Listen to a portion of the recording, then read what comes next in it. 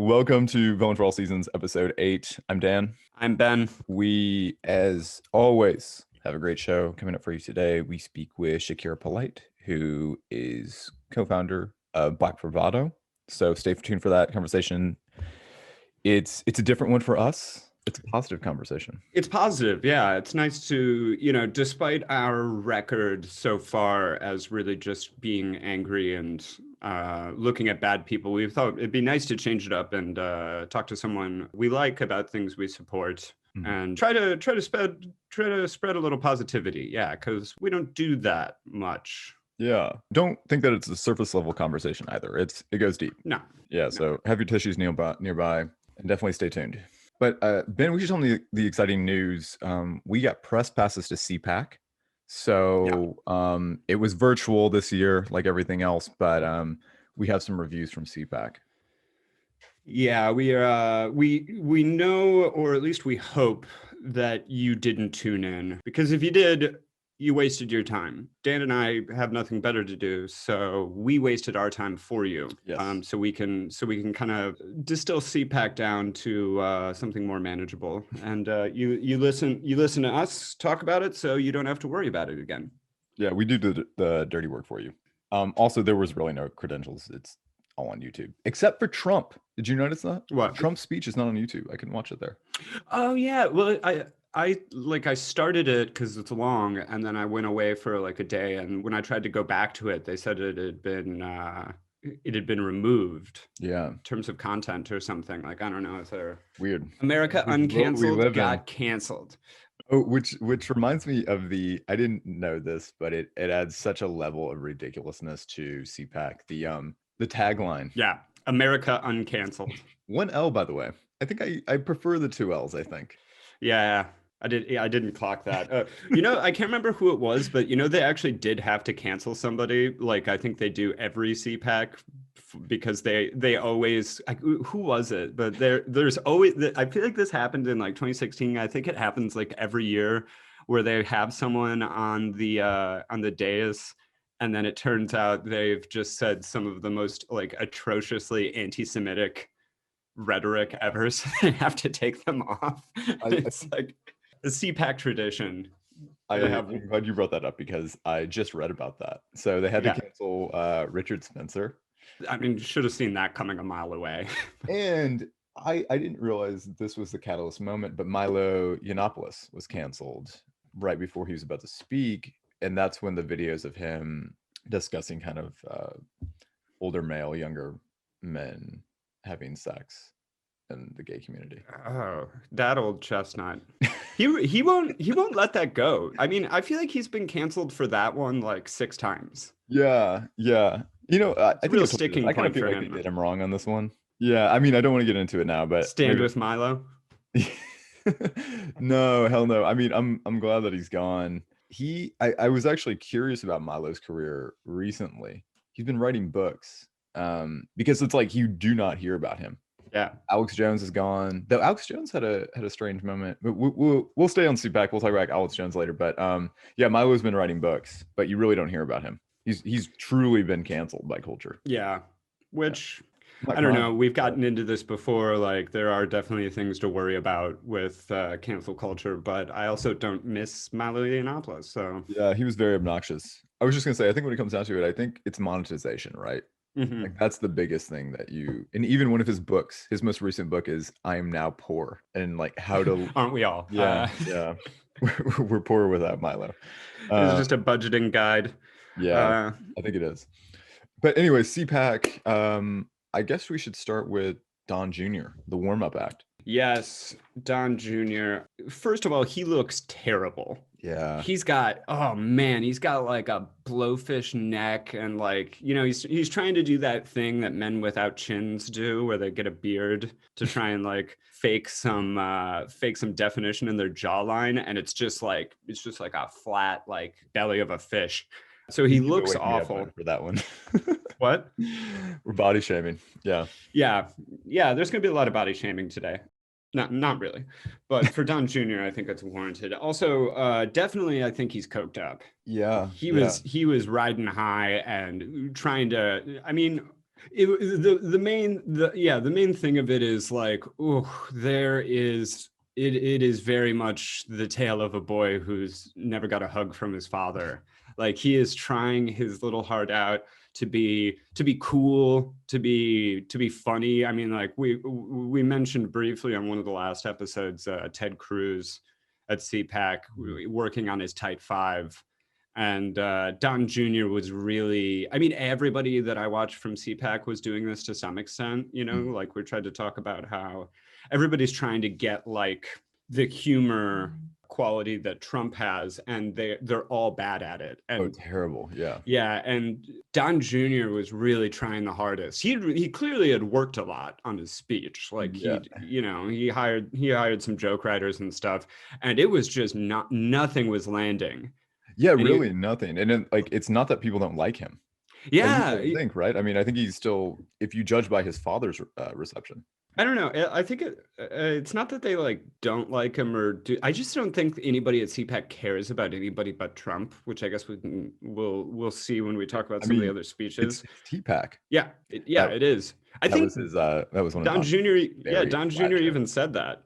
Just really, really trying hard. A lot of this, like, am I right? No? What? No? Yeah. Is that too edgy for you? Bring out the fact checkers. Yeah, bring out the fact. When he did the T for the TPAC, remember that? Because it was really falling flat. Anyways. Yeah, he my favorite line was when he was talking about like being in Florida, and he's like, he's inadvertently like self-owning, where he's saying, this is what the Republican Party looks like. Yeah, a bunch of incontinent geriatrics who are hooting and hollering. It was like, yeah, that's effectively true. But he's talking about Florida, and he's like, we got open restaurants, open schools, where the blue states, boo, only have open borders. It's like, I love the idea of like, I mean, obviously like none of these people really write their own shit, but I love the idea of Don Jr. just like sitting there with a pen and paper in his room being like, oh, this is gonna crush, this is gonna be.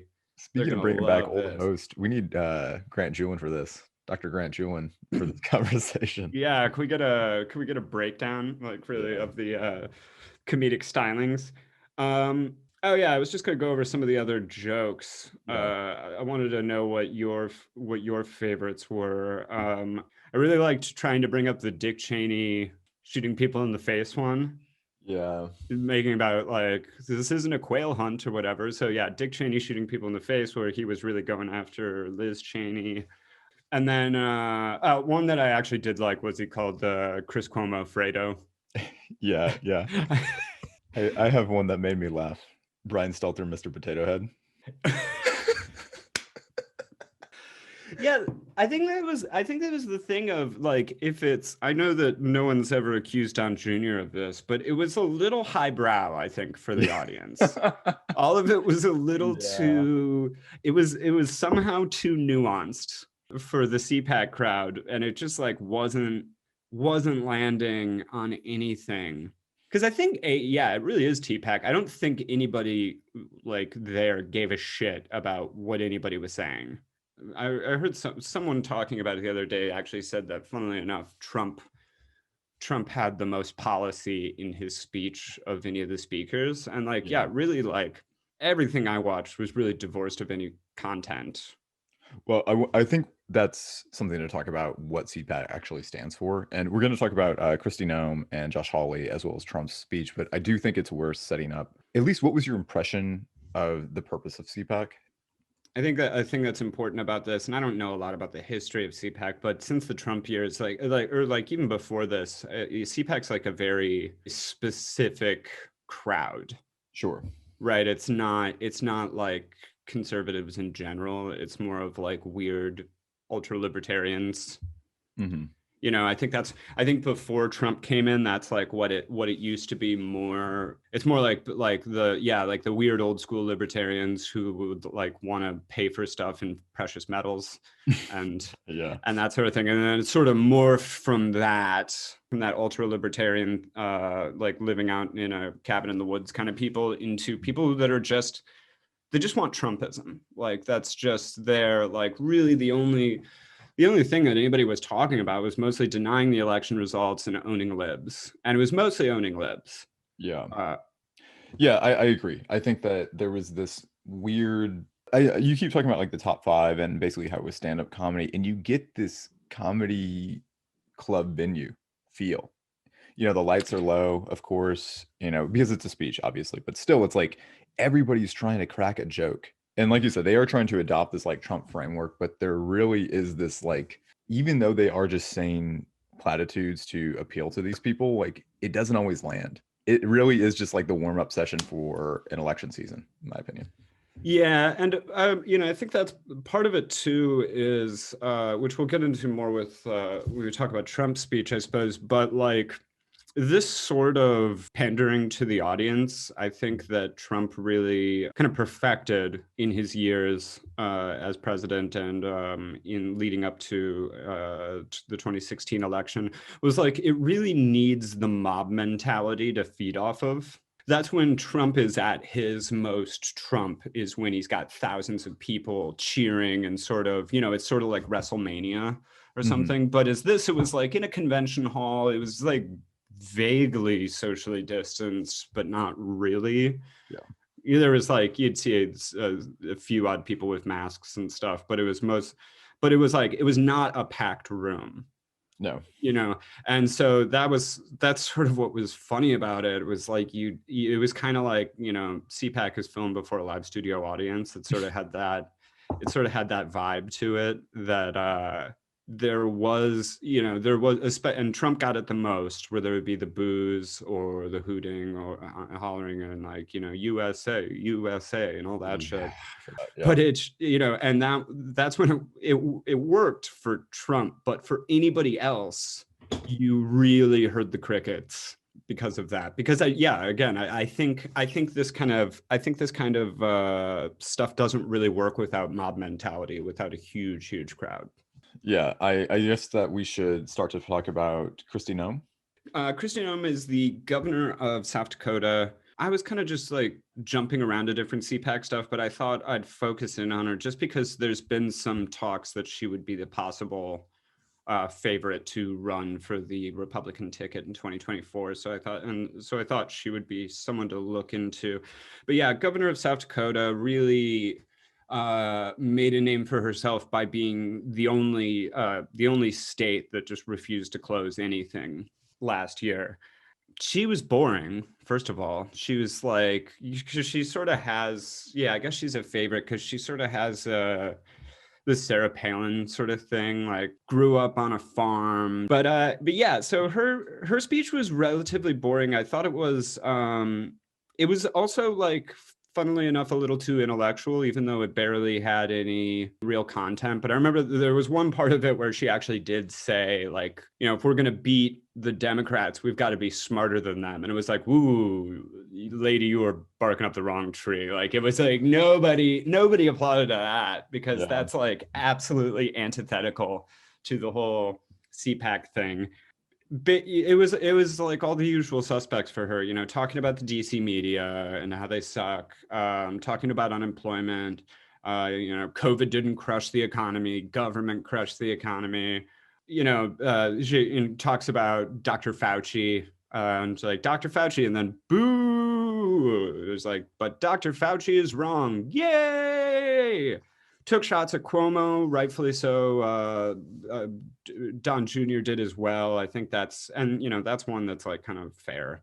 She did some racist dog whistling with talking about canceling the founding fathers, because what's the thing that's like the 1776 initiative or whatever? Yeah, I'm glad you brought that up. So it's they tried to 1619 project. It's a New York Times. Well, yeah, there's the 1619 project, and then like the responses. Oh, there's a response? Yeah, the conservative response to it is like the 1776 project. Oh, well, yeah. I just thought that like they view 1776 as the year the nation was founded. I didn't know there was like well, I guess so. There's obviously a resurgence of like pride about 1776. Yeah, yeah. So again, racist dog whistling of like, we just shouldn't have the slave owning thing be part of the conversation at all. you know. Yeah. Basically it was all it was. She talked about it for a while. It was, again, it was very boring, very uninspired, you know, anti-China, more COVID stuff with that. I think you can really set your watch to who the next rising stars are by their relationship to the media, like the broader media, and whoever has like the worst media coverage, these people like the most. Mhm. So, you know, she's going into that. We don't have the media on our side. She actually said, "We will not be sheep." Cool. Yeah, and then she rounded it off with this sort of rambling, weird story about how her dad was a cowboy and like the toughest man you've ever seen, because we love tough cowboys, and how he had passed away and she had to take over running the farm, and like was listening to tapes of him that he had recorded about like taking care of the crops and shit. And it was just, yeah, it was sort of this like mushy, like contentless story about, I couldn't really, I tried to like take notes on it, but I actually couldn't really tell you what the point of it was. It sounds like a compelling story wrapped in bullshit. Yeah, well, no, that's the thing. It was sort of a lovely, like if you heard that story, it's sort of a lovely story of like she was, you know, devastated to lose her father and didn't really know how to run the farm. And then ended up finding his like tape recorder where he would talk about like stuff that happened with the crops and why they had a bad year this way or what, you know. So it was like, and it was like, that was kind of sweet. I could see that. But then like sort of tried to like package it into how we're gonna fight the media and the left. Yeah. Like, and he never had to hire an immigrant.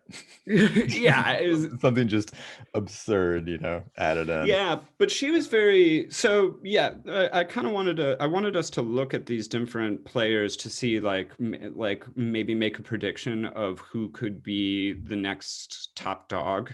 And I don't really see any world where it's Kristi Noem. Just by, if we're going to judge by the response, like, and these people, like Trump loves her. He's, you know, he's talked a lot about how great she is, and like these people ostensibly love her because of the anti-lockdown stuff, which is really all she had to say about anything, was that she didn't lock down South Dakota, and, you know, of course had some was a little loose, playing fast and loose with history, because I'm pretty sure South Dakota didn't do great as far as COVID deaths go. Yeah, the only thing she mentioned that had anything about policy was she mentioned the increased national debt, which of course got no applause, no reaction. No one gave a shit about that. But overall, funnily enough, I found it too intellectual for the crowd. And just, yeah, boring, uninspired, and really tame. Like she's just, yeah, I don't really see any charisma. So do you feel like it's mostly just endorsement chasing? The Trump endorsement chasing? I feel like all of it is. Yeah. And then, I mean, that's with Don Jr., that's literally the only thing he's done his entire life is trying. Well, it went the same for Josh Hawley in that regard. Yeah, Hawley was, you know how you talked about Kristi Noem being good looking? Mm-hmm. Josh Hawley has zero sex appeal. Like, it came to my mind. I'm like, it's true. If I felt this while watching his terrible speech, it must be true. Yeah, just zero gravitas, really. Yeah, that's a strange thing with conservatives. Conservative women, hot. Conservative men, not hot. No swag at all. No, zero swag. Yeah, so again, it was this blend of grievances with like just overtones to what like their political plank could be. And Holly, of course, made immigration jokes. If you didn't know, Holly was one of the only people not to certify the election results for Biden after the riot, which, yeah, really got him some heat, understandably so. I mean, it's fucking terrible, obviously. I always, you know, I think he did, if had there not been the riot, I think his position on this would have been stronger. He did not certify the election results because the Democrats for Bush and for Trump did not certify the election results. So it was just like, you know, using their own tactics against them. Bold time to not certify after the insurrection, riot, whatever you want to call it.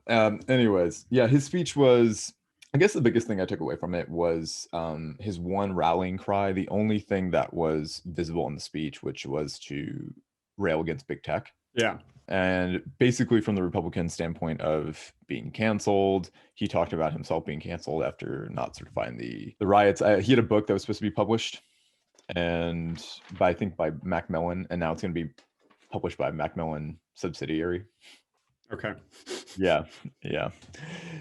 So this made me, again, the big tech thing made me think about like how on the left we view big tech, and how I think it is a left-wing position as well. And I don't know, was there, I guess what I'm trying to say is like, was there anything in Kristi Noem's speech that you agreed with? And because I do agree with breaking up big tech and the Hawley speech. I mean, no, for Kristi Noem, not really, other than same with Don Jr. went into it more than she did, but you know, both of them had talked about Cuomo, and we've talked about Cuomo and the stupid fangirling that's happened over him. And I mean, that's just empirically true. So there's not much to argue about it. Like so I suppose I would agree with that. I would generally agree that yes, the media is against these people. Again, not for the same reasons that they talk about it. Part of it is completely political, and just, you know, what am I trying to say? Well, I would also agree that the media is against them, mostly because they fucking suck. And Yeah. you know, also, yeah, like, I mean, I'm not going to carry any water for CNN or MSNBC. They're sometimes right for the wrong reasons, and vice versa. But yeah, mostly I didn't agree with much she said, but again, I just don't think there wasn't much content there. Yeah. I do want to say Don Jr. mentioned the Syria bombing, which I thought was interesting. Yeah, he got into the bombing the Middle East thing. I think he even said military industrial complex. Yeah, he did. Which again, a little highbrow for the crowd, Donnie. Yeah. Little bit. You're working too hard. You gotta. Yeah, I did. You know, I found that funny because he was like, yeah, they did it in the first 33 days. They wanted to make sure they didn't do it in the first month or something, which is like, yeah, I generally agree with you, but like, it's not exactly the case that the Republican Party has ever been much better on that. They're both, I don't know. It's really, whenever you talk about imperialism from left to right or right to left, it's like, I don't know which one's the kettle and which one's the pot, you know. Remember Trump dropped Moab, the mother of all bombs? Yeah, and that was the first time you ever heard left-wing media praising him. Or wait, no, it was the missile strike or whatever, where Brian Williams was fucking quoting Leonard Cohen, and everyone was like fawning over it and like saying it was presidential. Yeah. Fuck them. Anyways, Josh Hawley, again, I think by the lack of sex appeal and gravitas, he's out. So on the hot or not scale, he's like the Pete Josh Hawley, the right. That's a good comparison. Yeah. Not as smart. Yeah, Pete Buttigieg, also not hot. So I guess we should get on to the big D. Get on to the star of the show. Really the only reason, if we're honest, the only reason CPAC happened, or like the only reason anyone was there, it's very clear watching any of the speeches, nobody wanted to see anybody other than the Big Don. Yeah. So the headliner of CPAC 2021, America Uncanceled, Donald John Trump. Initial thought, okay, so I started watching it before you, and I think I texted you about this like right when I started watching it. My first thing was, he looks rested. Yeah, I can't get over that bias that you put in my head. And I mean, it's so true. His tan looks great. He looks, well, I mean, it looks great in comparison to what he was too. But well, and also I think we should Kennedy and the Nixon debates. Yeah, looking great, man. You know. Yeah, looking good. Also, you know, in comparison to his former self, looking as good as Donald Trump could look.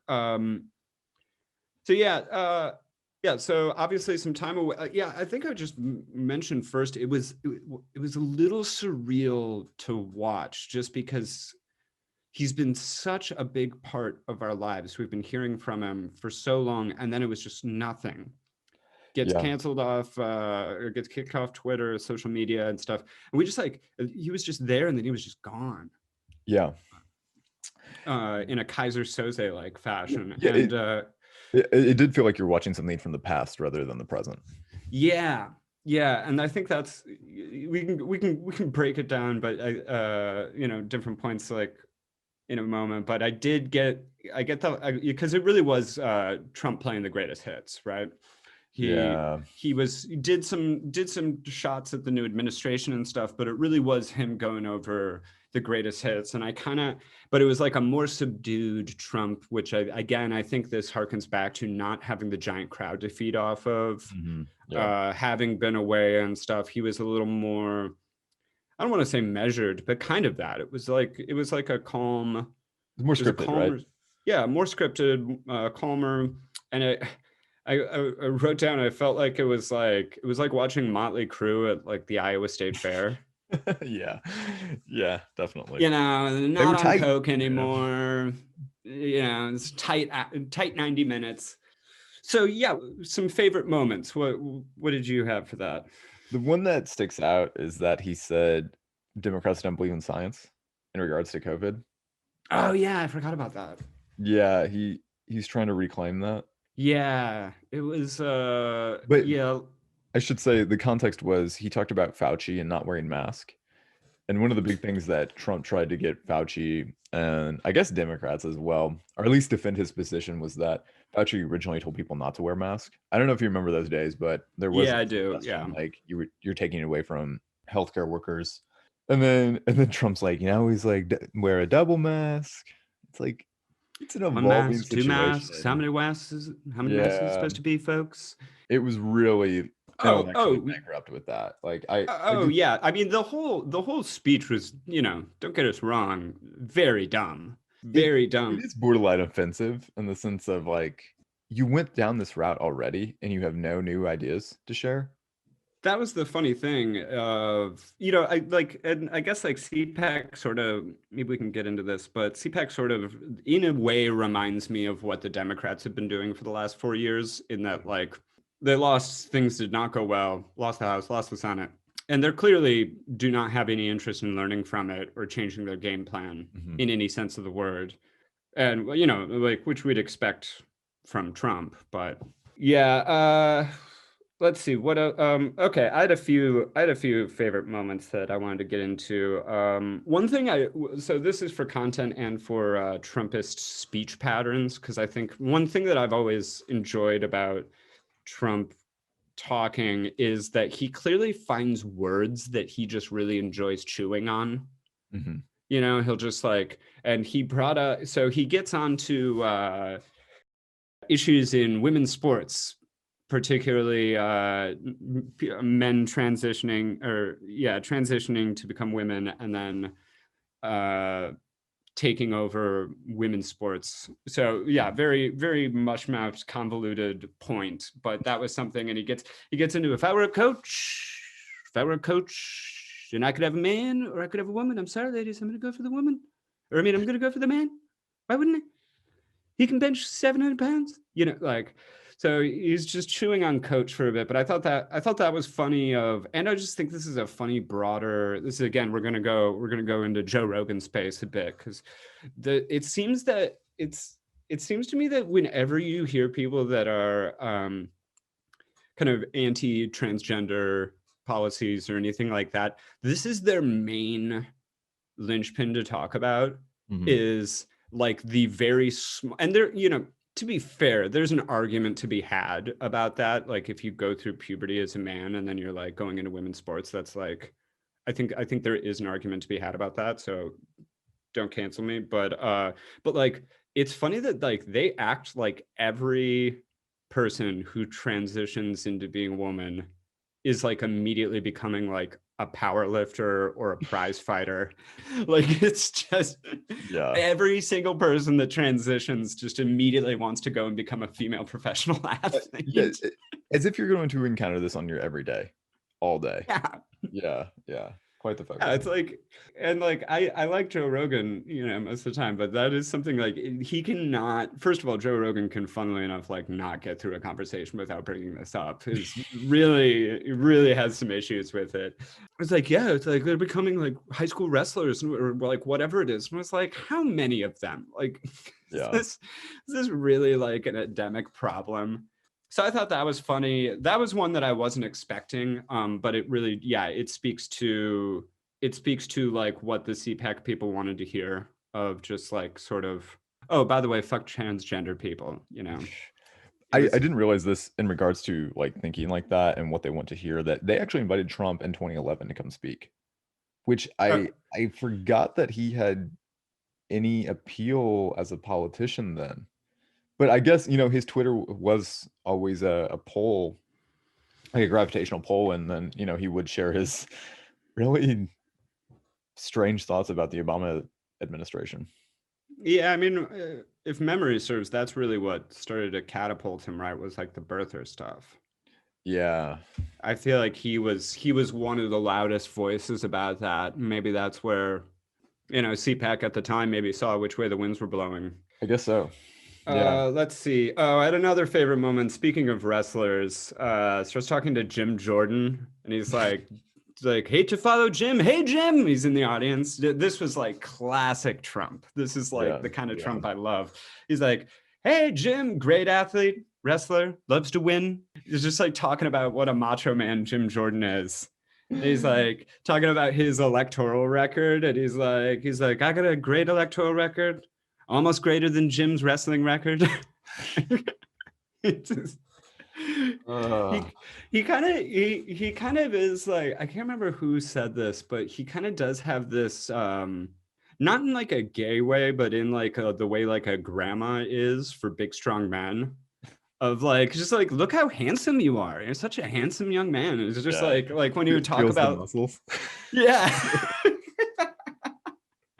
Because like, yeah, Donald Trump really is like an old woman in the way he has like catty social, well, not anymore, but the way he used to have like weird catty social media beefs with like Ariana Grande or something. But like also like when he would talk about the beautiful generals, and he's just like, he's like, they're gonna have actors come and play, but I honestly don't think actors are as handsome as real generals and stuff. But yeah, so he's just like just goes off and talks for a good three or 4 minutes about what an awesome like collegiate wrestler Jim Jordan was. That's hilarious. Beyond that, oh, and then my last thing, I think we should talk about.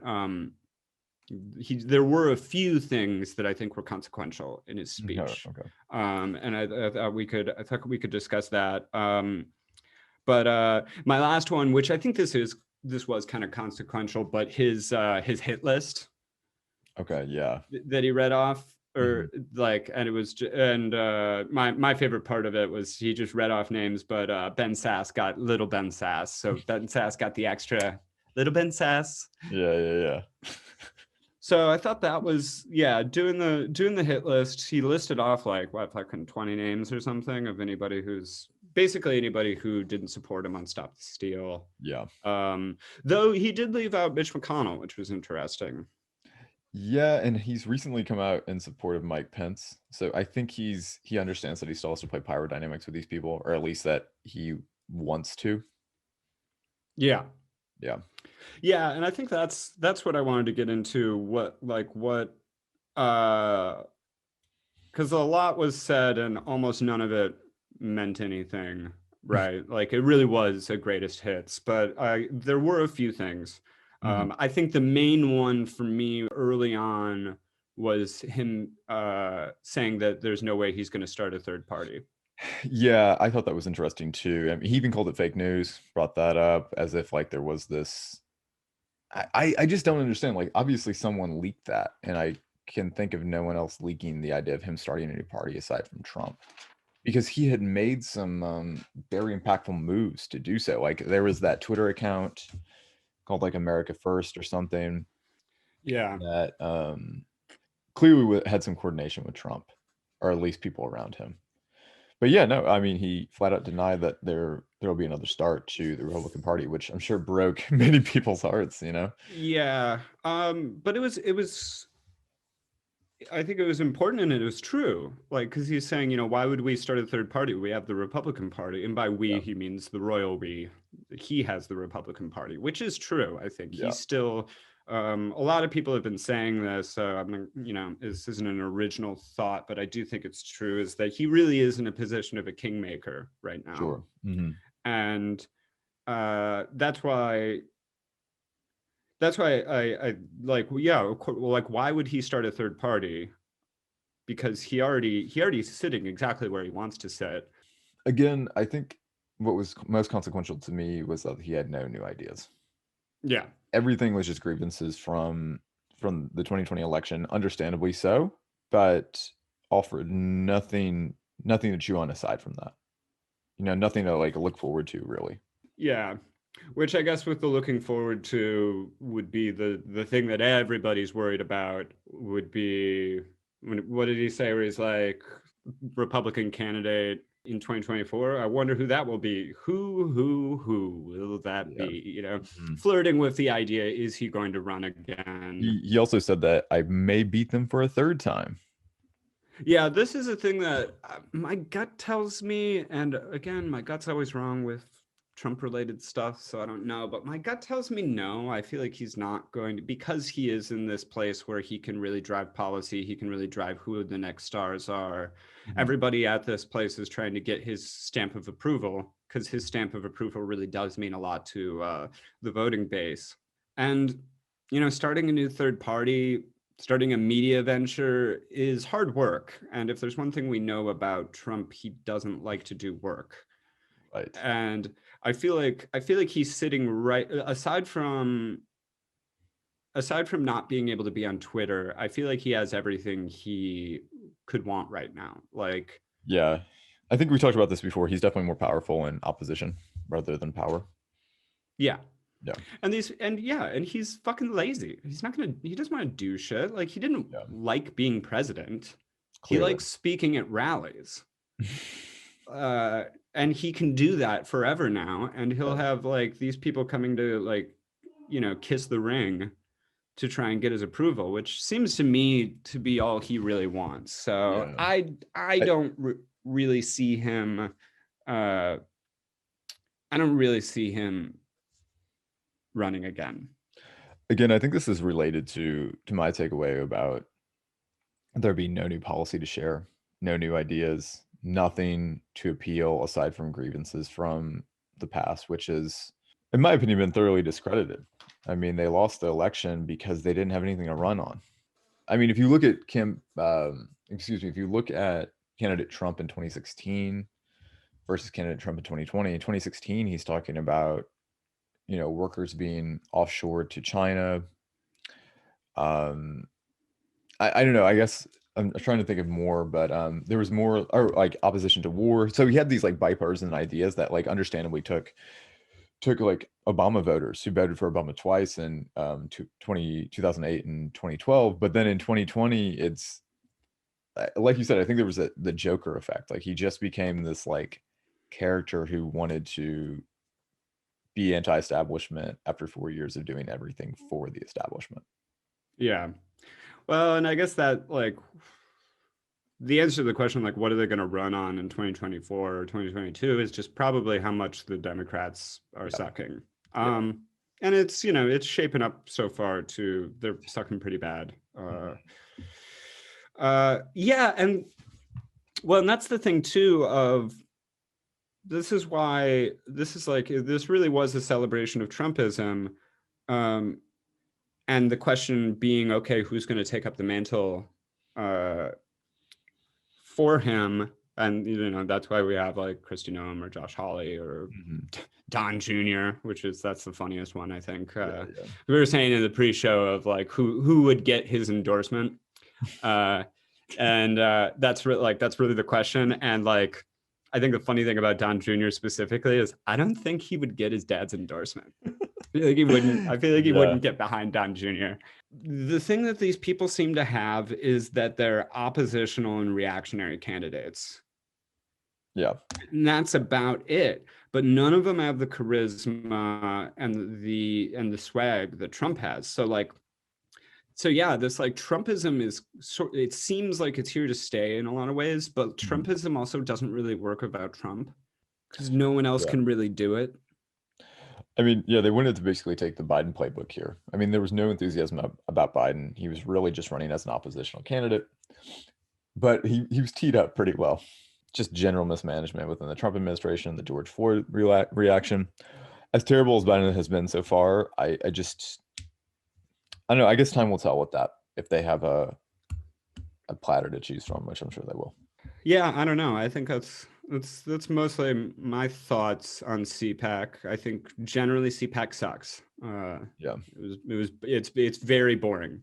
but we are willing to cover it next year. Hopefully in person, right? Hopefully could have gone person. this year, Yeah. mask off. I had a few other things I wanted to talk about before we got into segments. I just wanted everybody to mark their calendar for March 20th. It's the next day on the QAnon calendar. Q calendar. The Q calendar. Yeah. As everybody knows, March 4th came and went. Trump did not reassert his power as the 19th president of the United States. I don't know if you know this, but QAnon believes that a law was passed right before Ulysses S. Grant, or right after Ulysses S. Grant, that basically denies it's not a president, it's a president in name only or something like that. I think it's like that LaRouche thing where it's like they believe that the Queen of England like is actually taking over the American Constitution or something like that. But anyways, they believe Ulysses S. Grant was the last legitimate president, and then Trump came. And they thought on March 4th that was the true inauguration day for the 19th president of the United States, Donald J. Trump. But March 20th is coming, and so it's just got bumped back, but the revolution is here. The revolution is here. I think that is the day they believe the Pope will be arrested, or maybe the Pope will come inaugurate Trump. It's something to do with the Pope. So mark your calendars, circle the date. The Pope will either be arrested or arrest Joe Biden. We're not sure. Equally possible, either one. This is a choose your own adventure. This is all Q stories are. But yeah, anyway, save the date.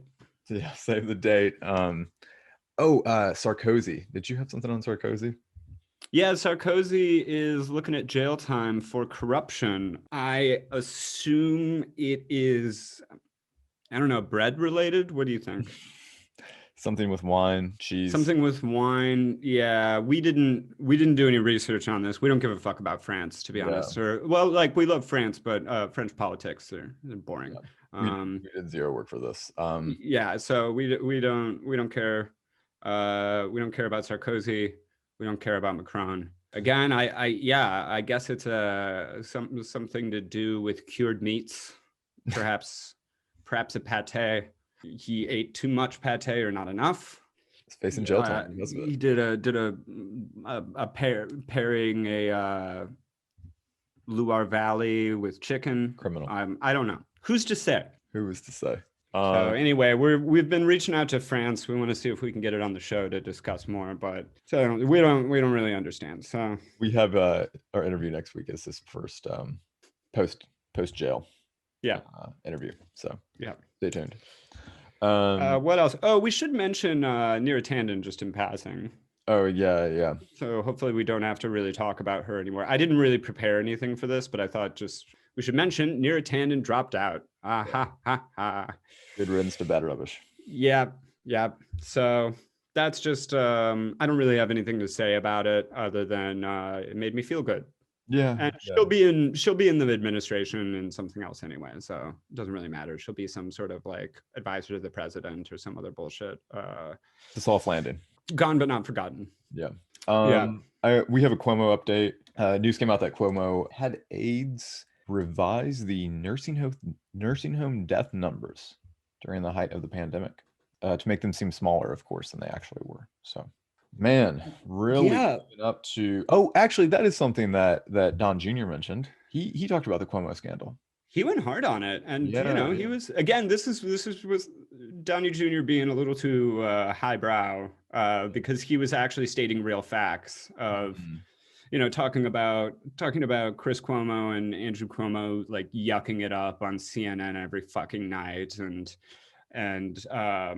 yeah, the like all the improprieties about this, and like the fact that he won a fucking Emmy. He won an Emmy.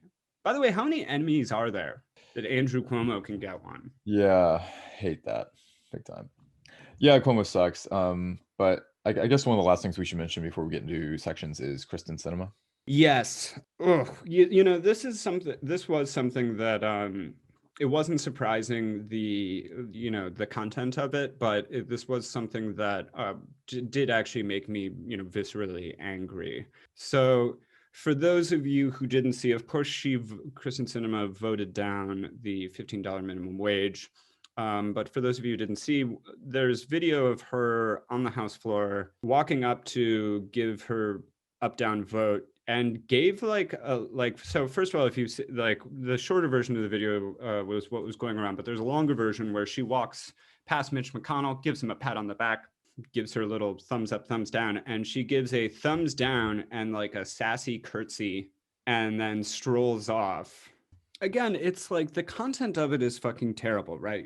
You're denying a living wage to millions of people, but to do it with this sort of like, haha, fuck you, sort of like Bob Fosse move. I mean, it goes to show really how disconnected these people are from just normal human beings, and just how, like, it's one thing to deny people this, but to also like add insult to injury and sort of mock it while you do it was really disgusting. And I want to do I saw this tweet that I wanted to bring up here. It was from Amanda Turkle. Senator Sinema's spokesperson said it's sexist to comment on a female politician's, quote, body language or, quote, physical demeanor when HuffPost inquired about her thumbs down vote on minimum wage. Okay. Fuck right off. Like, fuck off forever. This is so, like, where, like, the gall that it would take to like try and turn this into an issue of sexism, when it's like you're just openly mocking people. And it's like, you shouldn't comment on a woman's, like, it's like, yeah, you can comment on a, like, we weren't commenting on your outfit, we were commenting on your impish little like dance you did to mock the notion that you'd ever do this. I think if a man did it, it obviously would be in a different way, but equally mocked about different things. Yeah, I mean, it's not, this isn't like, don't try and make this into a feminist issue. This is an issue where you got up and made fun of people. By the way, I wanted to read this off too. This is from Pam Keith Esquire, U.S. House candidate for Florida, I believe. Facts about the minimum wage workers. 80% are adults, not teens, and 2/3 are women. No surprise that women of color are overrepresented in that group. Don't ever let Kristen Sinema tell you she's a feminist. That's a good way to end this section, I think. Ben, I think you have a UK edition of Nobody Asked for This. Thank you. I do have a UK edition of Nobody Asked for This, and it's multi-layered. So bear with me for a moment. But like, let's just start with this headline. This is from The Guardian. Buckingham Palace to investigate bullying allegations against Meghan. Palace says its HR team will look into circumstances around claims made against the Duchess of Sussex. So that's, of course, referring to Meghan Markle, who's the Duchess of Sussex, who is married to Prince Harry. They have recently, I guess, not like abdicated from their duties. Like, they just want to be less involved. So there's a lot of layers to this. I guess I want to preface this that I kind of hate myself for bringing this up at all, because I really hate the obsession with royals. Yeah, I mean, it's actually a big thing over there. Like, completely dwarfs what we have here. People are fucking obsessed with the royal family over here. So that's just a bit of context if you don't know. People are crazy about it. And like, people our age, like people I respect, like, love the Queen. I don't know why. She doesn't do anything. She's 1,000 years old. was like worried that Prince Philip is going to, because Prince Philip was in hospital. Yeah, He yeah, might still be. And people were like worried about it. And was like, he's 99. yeah. He's, He looks. I mean, and it looks rough. he looks like a corpse. Poor guy. So yeah, just a little context on this. So basically, yeah, it came out that apparently Meghan Markle is a bully to like staff people in, you know, whatever whatever fucking castle they lived at. I can't remember the name of it. So yeah, painting her as a bully. So for Ben, nobody asked for this, is I just never asked to hear about the royals at all. I think it's dumb. But also for broader context, they are, so yeah, they've stepped away from their duties and are going to have a interview with Oprah coming out soon. I think actually this Sunday, right? Today. Yeah, I think so. I'm not going to watch it. Don't care. Yeah. So there's a clear issue of Buckingham Palace is very clearly trying to get ahead of that story and sort of. This comes after Meghan for years talking about basically like this culture of bullying within the monarchy, I think. Oh, right? Yeah. Well, yeah. And this, you know, this is important, is that Meghan Markle has been trashed by people in the UK, like especially journalists. Like if you look up, like do a quick Google search of like comparing headlines to her and whatever William's wife's name is, like they like, and it's all clearly pretty racist and just like, yeah, she's just been absolutely torn apart by the British press and doesn't seem to have a good relationship with Buckingham Palace or the Queen either. So, you know, take these bullying charges probably with a big grain of salt, and especially the timing is suspect. You know, it's like, but I'm of two minds on this as well, because also I'm willing to bet she's probably an asshole. They like, and it's not specifically her. It's just like, I don't like anybody involved in this situation. I don't like, I'm sure Harry's a piece of shit too. I'm sure they're all pieces of shit. You can't be royalty and be like nice. Yeah. It doesn't work that way, right? Like, I'm sure, like, I wouldn't want to hang out with any of them, and they, you know, and they would expect me to bow in front of them. They're not good people. They shouldn't exist. We shouldn't have monarchies. And also, like, there's no excuse for the racist commentary that she's faced from the British press, of course. But there's also a little bit of, you married into the fucking British royal family. Like, kind of what the fuck did you expect? I think it's interesting in contrast, because in the US, most press has lauded her. Yeah. No, she's been praised. So, I mean, I had no idea that the UK press went so hard on her. Again, I imagine they go pretty hard on all the royal family, or is this a new development for Meghan? I mean, it's definitely very more specific to Meghan. I mean, like, but I mean, it's just a big part of people's lives here, as they dissect everything about these people's lives. You know, like, remember when Obama wore the tan suit and everybody was talking about that? It was like, it's like that times 1,000 for every aspect of these, especially the women, and especially Meghan Markle. So again, not to take anything away from that, but it's like, also like, your husband's mother was Princess Di. You didn't see any of this coming? Like, I read an article about this before this talk, just because I found a few things interesting about it. She's married Harry, I think.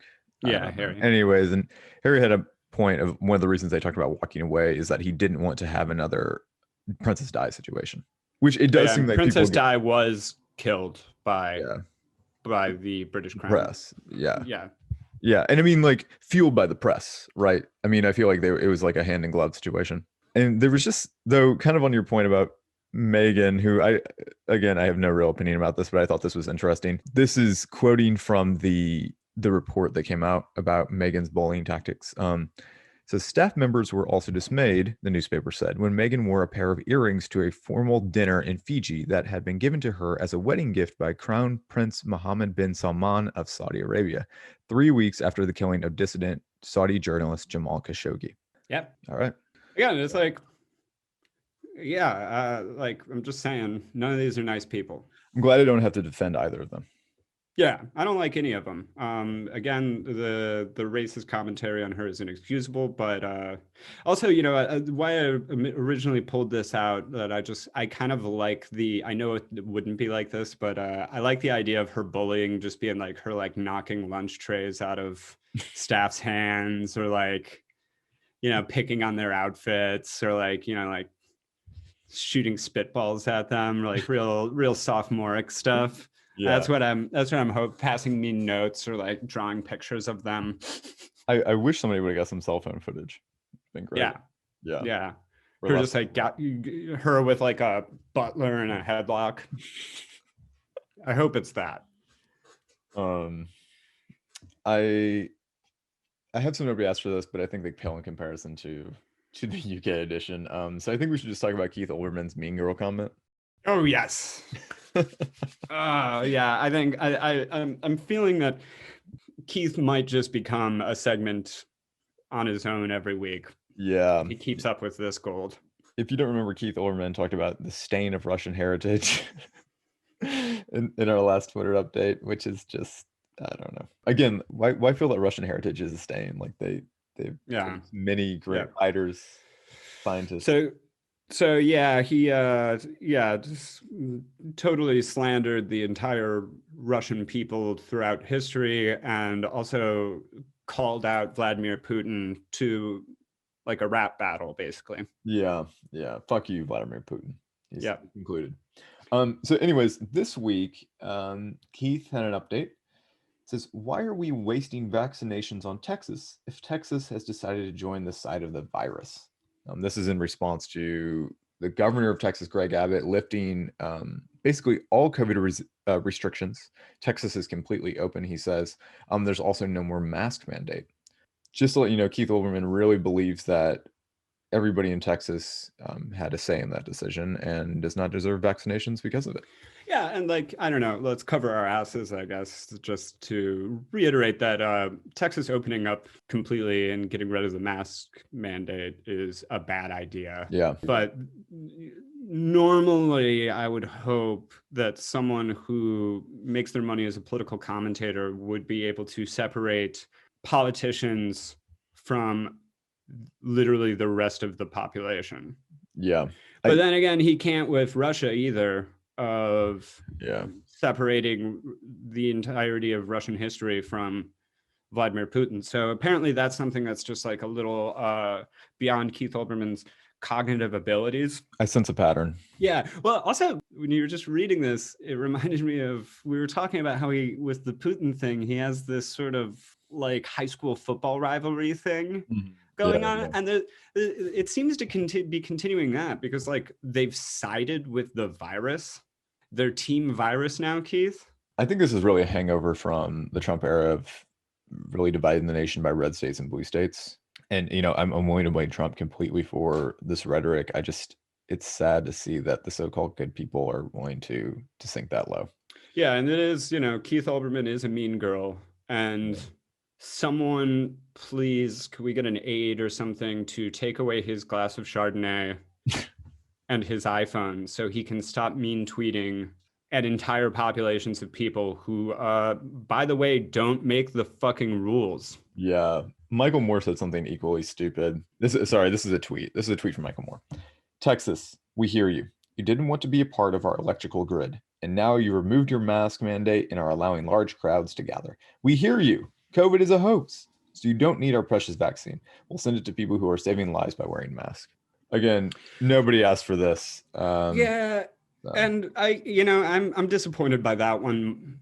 I expect this kind of stuff from Keith Olbermann. I expect better from Michael Moore. Yeah, it's just like this sort of blind tribalism, which, especially coming from the party of science and reason and stuff, it's like, these are the people saying that we need to trust the science. And like, one of the basic things of that with the vaccine is vaccines don't fucking work unless everybody has it. Yeah.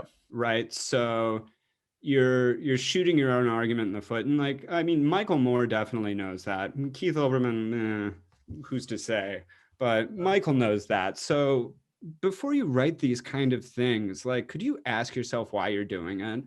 And I think this is, going into the hurting our feelings shit. It's just like, you don't mean anything by saying this. It just feels good to like give somebody the middle finger. In this case, all of Texas. Yeah, fucked up. It's just like, it's like, grow up, Mhm. and you can't, yeah, it's like, don't fucking lump in an entire constituency with the bad, and like, I'm not saying there aren't idiots in Texas who are totally like flouting the rules and like this stuff and all that. Mhm. Like, that's not the point. I mean, are they actually denying that are they actually saying that they would want to deny vaccinations to an entire state of people? Yeah, I I think mean, that is that the logical consequence? Is that what we're that's the supposed to thing take that should be away? pressed on. Like, that's the thing they should be pressed on. Like, do you mean this? Like, is that what you really want? Yeah. Like, one of the largest states in the union, unvaccinated. Yeah. Is that what you'd like out of this, Michael Moore and Keith Olbermann? Again, this is something that we mentioned in the pre-show, but it's like, can we just how is that not a violation of Twitter's privacy policy and rights, or rules and regulations or whatever? It's Yeah, they have a huge platform. it's irresponsible. It's certainly irresponsible. Anyway, we'll keep Michael Moore, do better. Keith Olbermann, keep doing exactly what you're doing, buddy, because we Yeah. love talking about it. Yeah. Keith Olbermann, mean girl. Do you want to do gut reactions? Yeah. All right. Do you want to go first? You want me to go first? I can go first. Here, I'll put this in the chat. Oh, another Guardian. Another Guardian. All right. So I'm going to read the headline and I'll give you a reaction. Food website that fixed, in quotes, blogger recipes removed after backlash. Okay. Subheadline is Recipes Peasly allowed users to view content without ads or life stories, drawing criticism from its creators. Yeah, so basically it was this recipe website was taking food blog recipes and making them useful by getting rid of like the dreaded 18-page life story about, how they you got the recipe, how you learn to make an omelet. And just had this huge backlash from food bloggers about like intellectual content and everything. Oh man, that's so funny you bring that up. My reaction, I mean, I'm pretty pro it. Getting to the recipe is always a fucking pain. For me, I'm of two minds of it because, like, yeah, intellectual property, blah blah blah, but like, I feel like this is a situation where like the market wins, and it's like I'm a capitalist in this situation because like food blogs are notoriously annoying. And if you find and if this place found a way to like make your content better, I don't know what to tell you. I think there's a middle ground here. I think that like if there's any kind of ad revenue generated from this site, which I'm sure there is, it could be divvied up amongst the recipes that they use. Spotify for food blogs. Yeah. I don't know. I just think that it's like this is like a very memeable thing, but like food blogs are notoriously annoying and they all do this. I don't know why, because everybody's trying to write a fucking novel before you get to learn how to make like a shrimp curry. Yeah.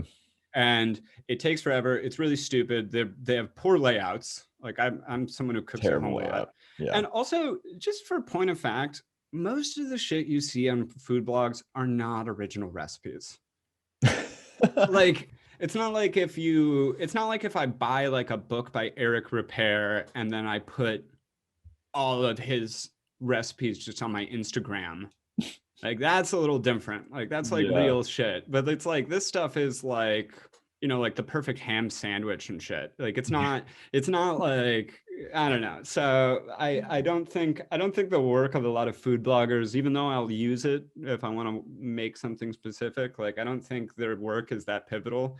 The stories are boring. No one wants to read them ever. Terrible. That's a good call out. Yeah, the layouts are bad. I mean, so yeah, in this situation, I think I side with the bad guys. How'd you find this article? I think this just came up on my feed. I have Guardian on Facebook, so that's how I find like their weird op-eds. It's just like there'll be like, I just think they have funny content because it's very much like content made for like 50-year-old women. As much as we hate the Guardian for the Nathan J. Robinson fiasco and amongst other things, At all. Yeah. some of their editorial content is better. Their lifestyle. Yeah, the lifestyle stuff is I at least find it very entertaining. Yeah. All right, are you ready for mine? Yeah. Okay, this is a I'm just going to read you the headline. I think that will do, but Cuomo accuser claims NY governor skipped out of sexual harassment training, had female aide complete it for him. I'm not sitting around for this bullshit. You just sit in here, take notes, and give me a gist of it, all right?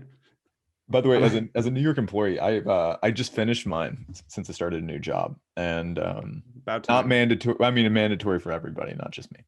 Yeah, I mean, it's an hour. Yeah. For quality control, you think you'd want to hold on, like just understand what, I don't know, whatever. Yeah, part of me, I don't know, like it's like all of this works in context, right? So it's like extra bad now. Yeah. Yeah, you had a female aide do it for you. Like, I mean, there's the optics are terrible. But it's like kind of not surprising because, like, again, like we've said on the show before, like politicians don't work that much. Like they don't like to work that much. Like that's the thing to remember is like they don't read all the bills. They don't actually do that much. So that part like doesn't surprise me terribly that like because if I don't know, if I was governor, I wouldn't want to go to a fucking seminar either. I guess especially if I'm winning Emmys and writing best-selling books and killing elderly people.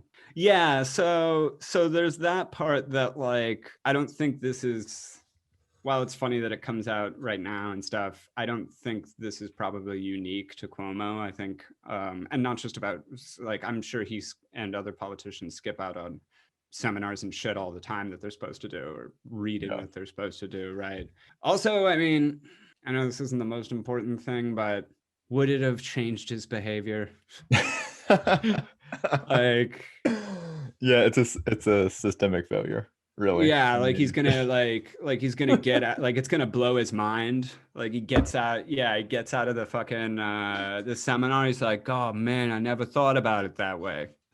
Sometimes women who are 20 years my junior don't like the idea of playing strip poker. I'm willing to change. Oh, that's by the way, is like of all the allegations I know, and they're all horrible, but like the strip poker one specifically, I was like, what? Who plays strip poker?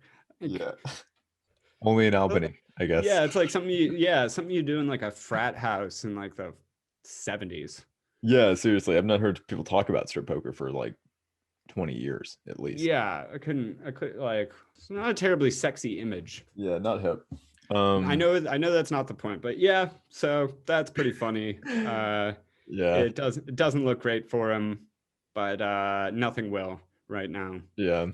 And but yeah, not surprised. I would skip out on all sorts of shit if I was a governor too.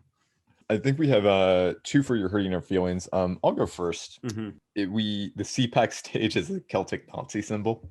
Yeah, I forgot about that. Yeah. The headline tells it all, but yeah, people are claiming that the CPAC stage was designed as some like kind of elaborate Nazi symbol, and I'm sure that was the creator's intent, right? Well, this is where there's like why I love the term blue anon and that's getting coined, because these people exist just as much as like the Q people, just in different ways. Of like reading into all this like intrigue and possible weird connections. It's like, I don't know. First of all, I just don't, I think these people are inherently lazy. I think they're inherently kind of uninspired. So the idea that they're like finding that kind of level subliminal messaging is, a little farcical and unlikely. I should say that the point of this, the You're Hurting Our Feelings section is to talk about news that is really just put out there to stroke our emotional sense. Mm-hmm. And again, this is definitely a blue and on story. Yeah, like they're trying to frame it as like a gotcha moment. Yeah, it's like we knew it, hidden in plain sight, right? As if like if we're going to take it at this value that that there is a new fascist movement on the rise, they don't have to follow the Third Reich's design scheme to do that, right? Like, it's not like fascism won't work without that stuff. Yeah. You really have to adhere to that playbook. It's like, well, it's like, well, without the swastika, it's a deal breaker. Like, that's not how it works. Yeah. And also, unpopular opinion, but like, the Nazis did put in a lot of work into design and PR campaigns. So I feel like sometimes there's going to be overlap with style. They were quite good at that. That was the point. Oh yeah, and just food for thought. The Olympics. There's a bunch of examples, but the only ones I can remember are the carrying of the lighting of the torch, and also the march of all the different nations with their flags at the opening ceremonies. Both products of Joseph Goebbels. Yeah. So take that as you will, but in film school we always learn about the Leni Riefenstahl film. I think you learned about this in high school too, but Triumph of the Will, and how it was a documentary about the Olympics as well. I don't know if the Olympics were included or not. She did make one about the Olympics, but then she also did one. Triumph of the Will was like a Nazi rally, I think, as they were coming to power. Came out in 1933, and really, not only played up the design element, but added this mythology to the Nazi perception. We have a historic base for the reason for why these symbols are so like I guess apparent to the eye. But I don't think CPAC stage was trying to be a Celtic Nazi symbol. Yeah, I mean, we're making this conversation much more nuanced than it needs to be, right? Yeah. It's the main thing is like, I don't think anybody planned that, and I like that. Who is that story for, other than people like just being like, I knew it, I knew they were Nazis secretly. Speaking of Nazis, I think Amazon got in a little. Yeah, Amazon got the Hitler mustache, which I gotta say, I didn't see it. No, I still struggle to see it. Yeah, after I had it explained, it was like, it's a smirking Hitler. It was like. Do you have the background for the story? Yeah. Well, it was the symbol for their app, which is supposed to be, I guess, like a package with like the tape. The tape down. And... The tape.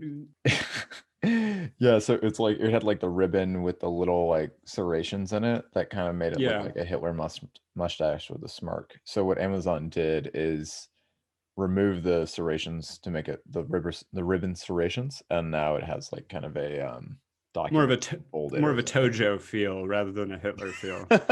Yeah, absolutely. Yeah, I don't know.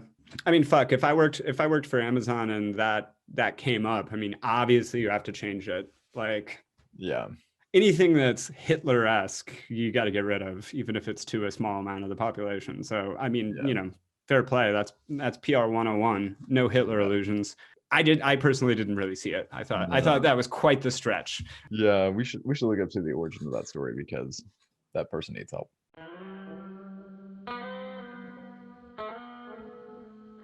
Hey everybody, we are talking with Shakira Polite today. Again, this is Villain for All Seasons, episode 8. I'm Dan. I'm Ben. I'm Shakira. And Shakira is here. Shakira is founder of Black Bravado. But Shakira, you were telling me that it's more than just founder. What else are you to Black Bravado?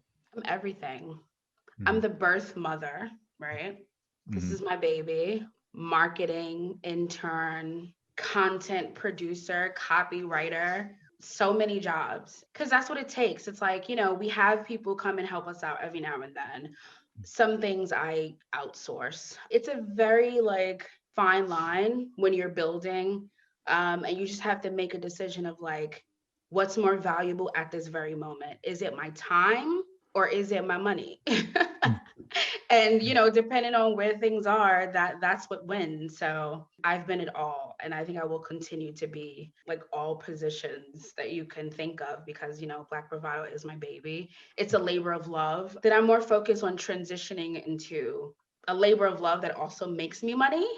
Mm-hmm. So that's a whole other struggle, I guess. So yeah, many hats over these braids, Dan. Do you have a core team, or how big is your core team with along with people that come and go? Yeah, I do. So I have a partner who's my cousin, and his name is Steve Lynn. And so we work together, but he recently, sort of went back to like having a 9-to-5. And so that has been a learning curve as well, because I can't lean on him as much as I did before. So it's like he has specific tasks that he can do. And then it's like, that's his bandwidth for right now. We do have some interns that come and work with us sometimes. And then certain things I can source out, like I said, if the funds are available. But really, it's a one-woman show over here, Benjamin. Where I say we and the team and, shit like that, because you have to present it in such a way. But most of the time it's me. I have Ava too. She's my helper. She's like an unpaid intern, which is great. But she let me know, like, we need to go where the money reside, mommy, because I'm not doing this for free. So we support child labor. I mean, show, so yeah, so we're all for that. Yeah, because why not? Listen, she's always like, mommy, that's child abuse. And I'm like, this is parent abuse. Like, can we make that a thing? Can we make parent abuse a thing? Please let your listeners know. We're going hard for that this year. Normalize parent abuse. Shakira, go ahead, Ben. No, go ahead. I just want to back up, and for our listeners who are not familiar with Black Bravado, can you tell us what Black Bravado is? I think telling you like the story behind why I created it. When people ask that question, I think something that is supposed to serve the community is many things to many people. So I don't want to define what it means for others, but I can tell you sort of like my journey, how I got here. So in 2014, I was in Mexico, and when I travel, I like to totally like unplug. So no, for like I'm calling and checking on my kid, and like that's really it. So when I got back to JFK, my phone, and I cut my phone on, it like blew up, like messages, alerts, everything you can imagine about Mike Brown, the murder of Mike Brown. And it's nothing new. And I know that may sound crass or whatever, but it's nothing new. A Black man being murdered by the police is not new news. But I think it definitely hit different. I think it stayed with a lot of people in the community and even allies like you guys, and it certainly stayed with me. And it really challenged me to think about my impact and what I was doing for my community. And oftentimes when people say community, they're really talking about their family and their friends, right? Like their close group of people. But when you think about community, it needs to be far reaching. And I was just like, I wasn't happy with where I was at, just like felt like I could be doing more to make an impact in the lives of people that look like me. And so I sent an email to maybe like 10 people, and they sent it to their people, and it just went on and on and on. And we all met up in Brooklyn at this cafe. Don't ask me the name, but because I don't remember, which kind of like makes the story less. But anyway, we met up at this cafe. Well, go ahead. What happened? Saying we can add that in post. Don't worry. It's okay. I mean, I literally don't remember the name. It's like, God damn it. But I was searching for it also, like before I got here. But yeah, we met up and just had a conversation about like community ideals, like what it would look like if there was this like culture positive movement, right? Where we understood and celebrated that like Blackness is not a monolith. Like we all do different shit. We're different people, and that's okay. And I think that I struggled with identifying what this is, because I think I struggled with identifying like who I am, right? So before we started recording, we spoke about code switching. And so I'm someone who, I grew up, I love reading, I did a lot of cultural things thanks to my mom. I was always told like, oh, you talk like a white girl, which what? Like I talk like me, like Shakira. And so just being in spaces like with family and in certain communities where it was like, you sound white, you like to do white shit, and then being with white people who are just like, you're an other, you know what I mean? Like, I'm not the girl who is racially ambiguous. It's clear that I'm Black, you know what I mean? Like, hair, nose, lips, skin, everything. And so just struggling with that identity, I was trying to make Black Bravado all these different things, moving away from like my why, right? Why did I want to do this? It's because I want to create a space where people can be themselves unapologetically. And then as I went further along, both in my personal journey and in the journey in building Black Bravado, I found out like a lot of people don't know what that is, right? So when we speak about, and I know I'm jumping all over the place, so edit this as you will. But when we speak about like self-care and mental health, what is that, right? Like, what does that mean to the individual who's reading it? Is it candles? Is it yoga? Is it like Lululemon or whatever the fuck that brand is, where you're gonna like look really good so you'll feel good? It's not those things. It's doing actual work to retrain your mind and create behaviors and habits that will give you a better lifestyle, because mentally you're better and emotionally you're better. And what I was finding was like those companies or other brands that I was trying to mimic, they were not really, I don't want to say they weren't doing the work, because I do believe there's a place for everyone. But I will just say that, you know, we're not about candles and like yoga clothes.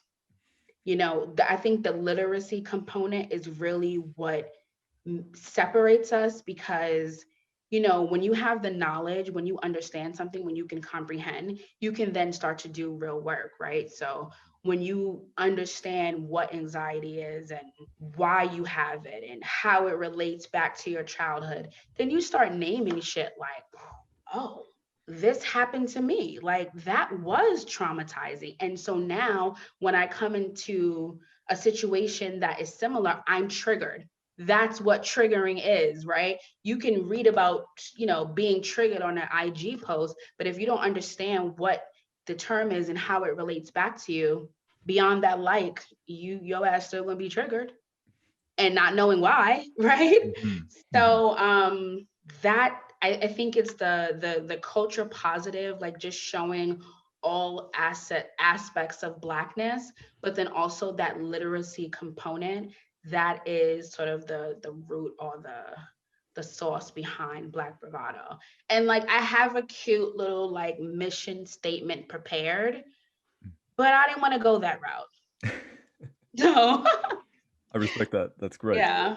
Um, I I really do get excited when I see a Black Bravado post, because not only do I want to support my friend Shakira, but I love this idea of culture positive. And you mentioned How I Got Here, which is one of the Mhm. campaigns that Black Bravado uses. It's called Mhm. HI, the acronym. Can you talk a little bit about that? Sure. Again, when we talk about Blackness, right? Some people only know what their environment shows them. Now, that could be affluence, that could be poverty. But if you don't have both a support system and also representation, then you won't know anything other than your environment. And so as I meet people and talk to people, I'm always like when I hear about people's journeys, it's kind of like, you know, when you think like you having a bad day and then you read someone else and you're like, oh, you speak to someone who really had a fucked up day and you're like, oh shit, like my day really wasn't that bad, you know? Yeah. So when I listen to a lot of people's stories about the adversity that they've overcome to get to where they are, it was really amazing. And this is like me just connecting with people and trying to build relationships. And we have these great conversations. And I'm like, yo, this needs to be captured. Like, this needs to live somewhere so that, you know, Black girls and boys, and to be honest, grown ass people, because they need it too. Like, this is not just for, you know, teenagers and the generation to come. No, this is the generation that's beyond us as well, because they also need healing. And so when I hear about these stories, I said, yo, it would be so cool to just collect these types of stories and have them live forever and talk about people's journeys throughout the diaspora. And, you know, Steve and I just really put our heads together and thought about like how we would format it, the type of questions we would ask. And it's been really amazing. We had a story about I'm trying to get his title like 100% correct. His name is John Williams. He works for NASA, which already a Black man working at NASA. Does that even exist? Like, I mean, we know it does, but it's like some people may not even think to put those words together in a sentence. And he is a vibroacoustic engineer. What is that? I don't know. Like, you can go read the post, but my point is like, because he explained it, but you know, I'm not gonna. I'd rather you read his words. The point is like, he's a Black man at NASA, right? And he has dreads. Like, let's talk about that. That's some representation right there, okay? Yeah. So he spoke about being in the program, and like it was like his last, approaching the end of the program, and his mother had got really sick to the point where like she was on her deathbed. And, you know, the people there, they told him like, you know, we're sorry, but if you leave, there's nothing that we can do. You know, you're sort of like forfeiting the program. And he called his mom, and his mom was like, yo, leave. Like, you're not leaving. This is what you were born to do. Like, this is made for you. And you can honor me by going and being great. And it's like, how would we have known this about this story? I can imagine myself in that position and not being by my mom's side. But this is the strength and the perseverance of Black people. You know, I'm not dissing you guys, but this is why I'm here to talk about things like this. And so this is what High represents, like just people's stories.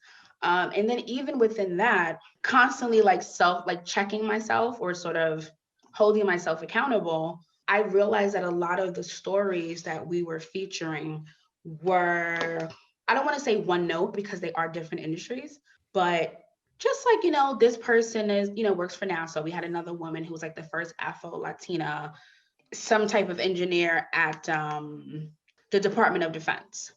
You know, then we had like some creative people. So all great stories, but I'm like, well, what about someone who, I don't want to say didn't dream so big, but just what about someone who has a story of like just literal survival? You know what I mean? Right. Like Yeah. they came from, they had so much adversity, so much put on them, and they are survived and they're here. So I wanted to again challenge myself to make sure that there's equity even in the stories that we're telling, right? Because you don't want it to be a situation where Black excellence is only affluent people, because that's not true. You know, and I think that's something within our culture that we struggle with too. It's like, you can only be Black and excellent if you look like this.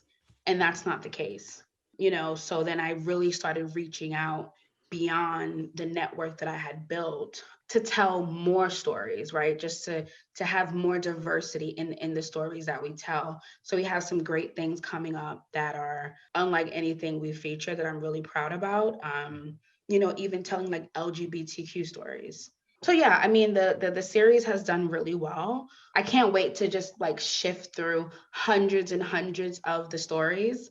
And I love the repetition of like, you know, the same questions are asked to all these people. And when you read from one story to the next, it's a totally different path. You think it's gonna go one way, and it just takes a hard turn. And it's like, I hope that people get strength from it. That's what I hope. I hope that they read it and they truly feel like, if this person did this and they came from here, I can do anything. I love the equity in storytelling. I think that is such a good reason to tell more diverse stories. Obviously, Yeah. I had one more question about a Black Bravado campaign that really caught my eye, and then I want to let Ben get in with some questions. Mhm. As everybody knows, we just wrapped up Black History Month, and the Reclaim Your History post. Mhm. If you could talk about them a little bit. Sure. When we were thinking about what to do for Black history, I mean, when I can say we, because I'm pretty sure we're all around the same age, you know, when it was Black History Month, when we were coming up, it was, you know, Harriet Tubman and Rosa Parks and Dr. Martin Luther King. Obviously, those people are trailblazers, obviously, right? But there's so much more to our history. And in keeping with the, you know, equity in storytelling and telling like, you know, stories that aren't specific to one viewpoint, I wanted to talk to people within our community about their family history. because think about like, how many people can really relate to like Dr. Martin Luther King? You know what I mean? Like, do you think your ancestor was like Dr. Martin Luther King? I don't know, like maybe, but I just, you know, everyone plays a part, but he's such like a pinnacle figure.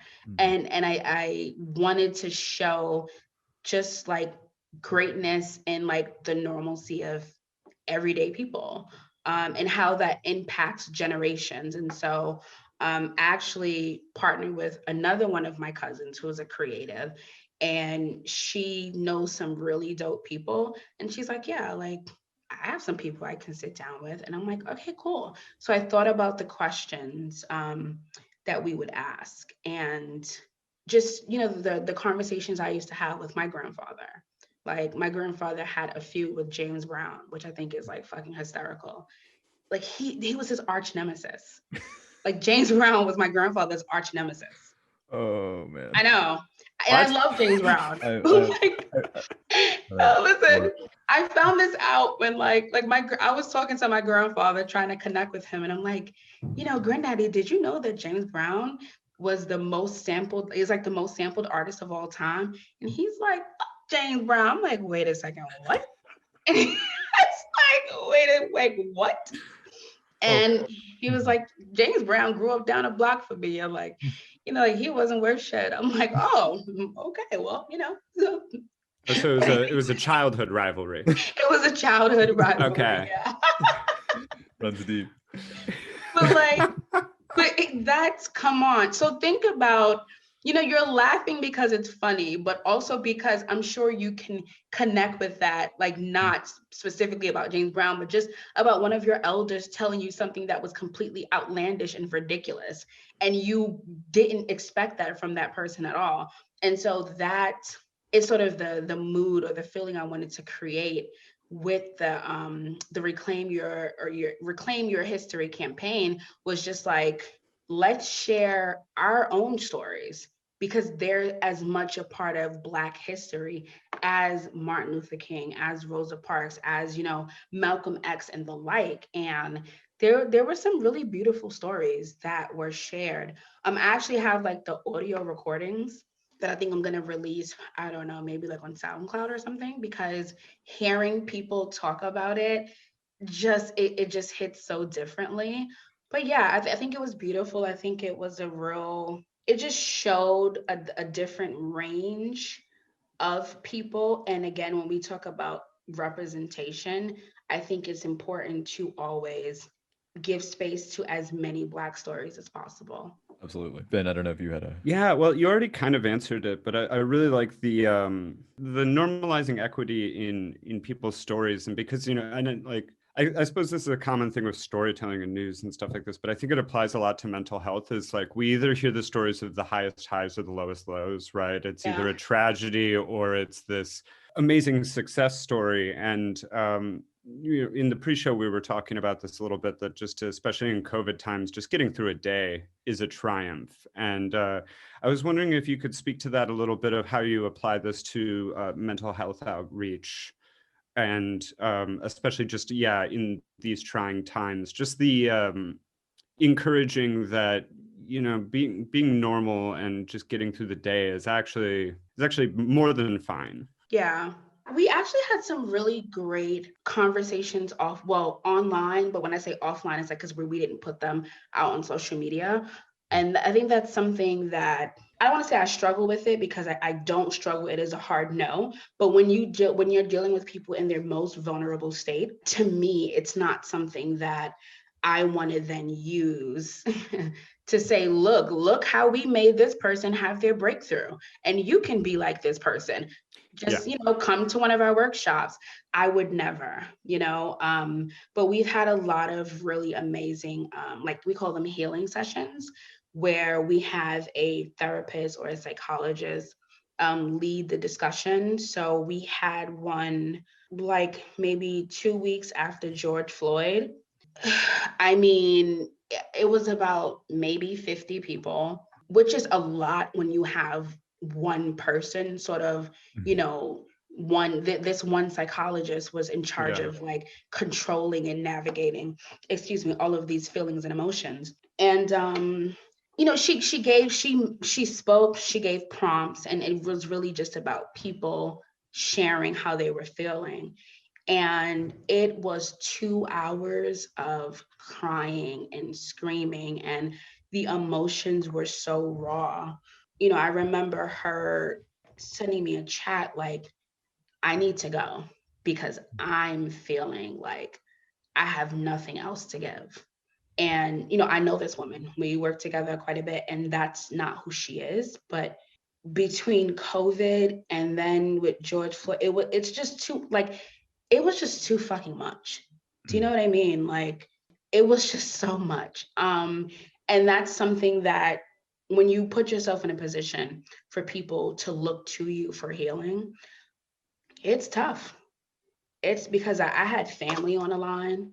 I had friends. I had, people within the community. Then I have my daughter.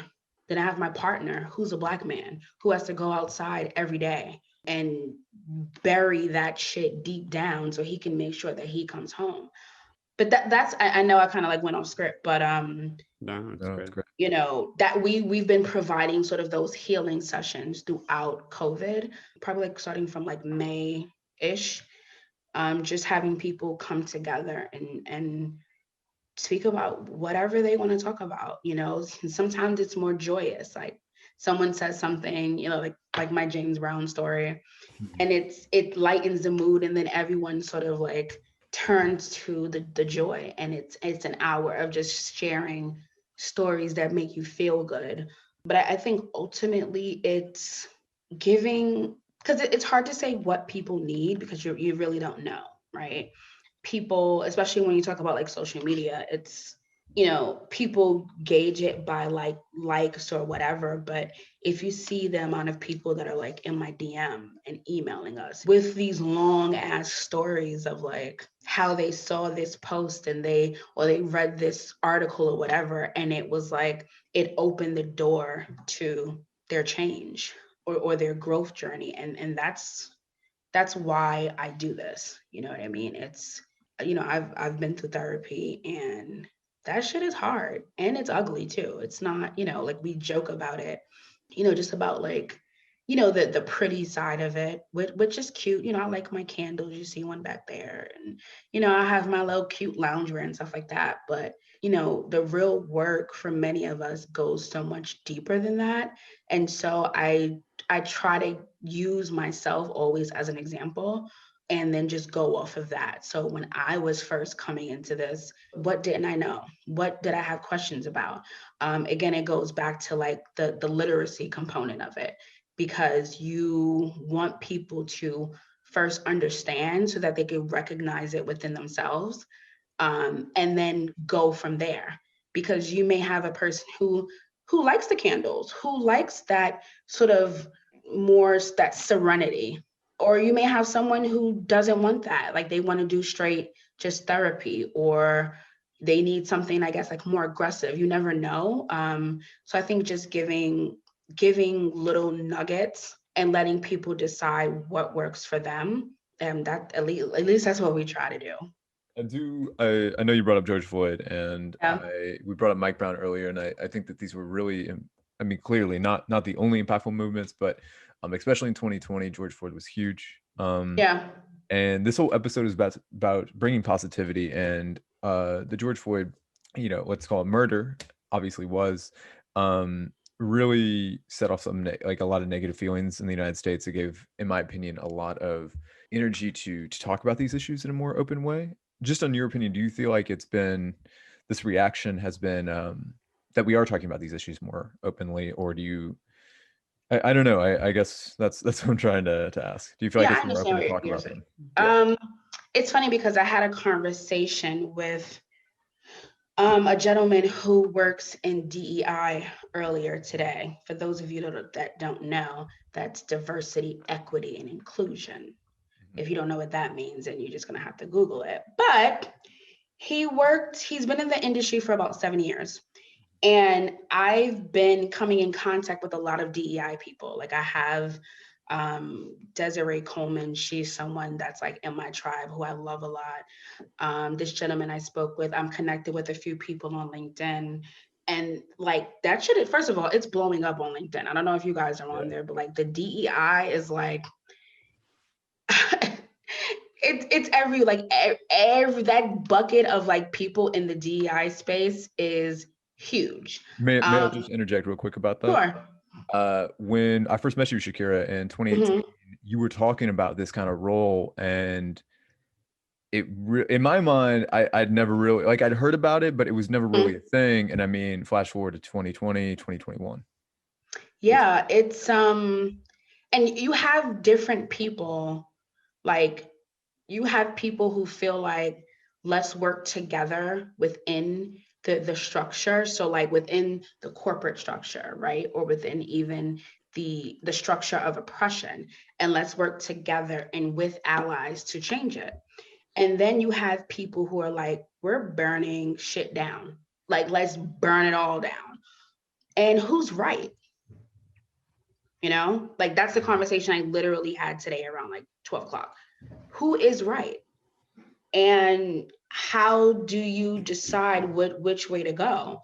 And I think when you talk about like racism and systemic oppression, it's like on one hand, you know, don't ask me, ask a fucking white person because I am like you know what I mean? And because even like when you talk, because I was gonna say I am the victim, but even when you talk to people who are victims of sexual assault, why the fuck are you asking them?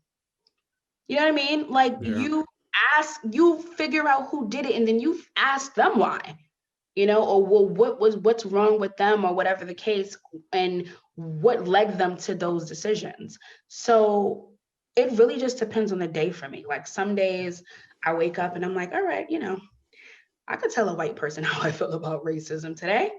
And other days I'm like, you better get a book, girl, because I don't feel like talking about it.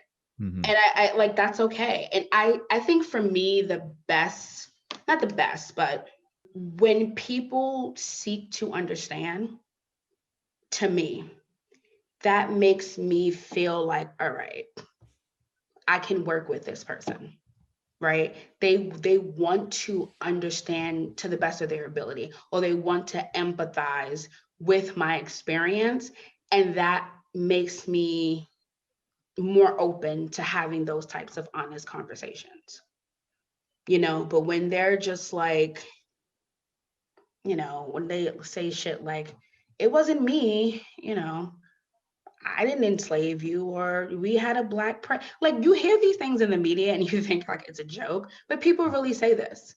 I have like mom friends, they're like, I voted for Obama. I'm like, okay, like, and what the how is that even relevant? I know a lot of Black people who didn't vote for Obama. Like, what are you saying?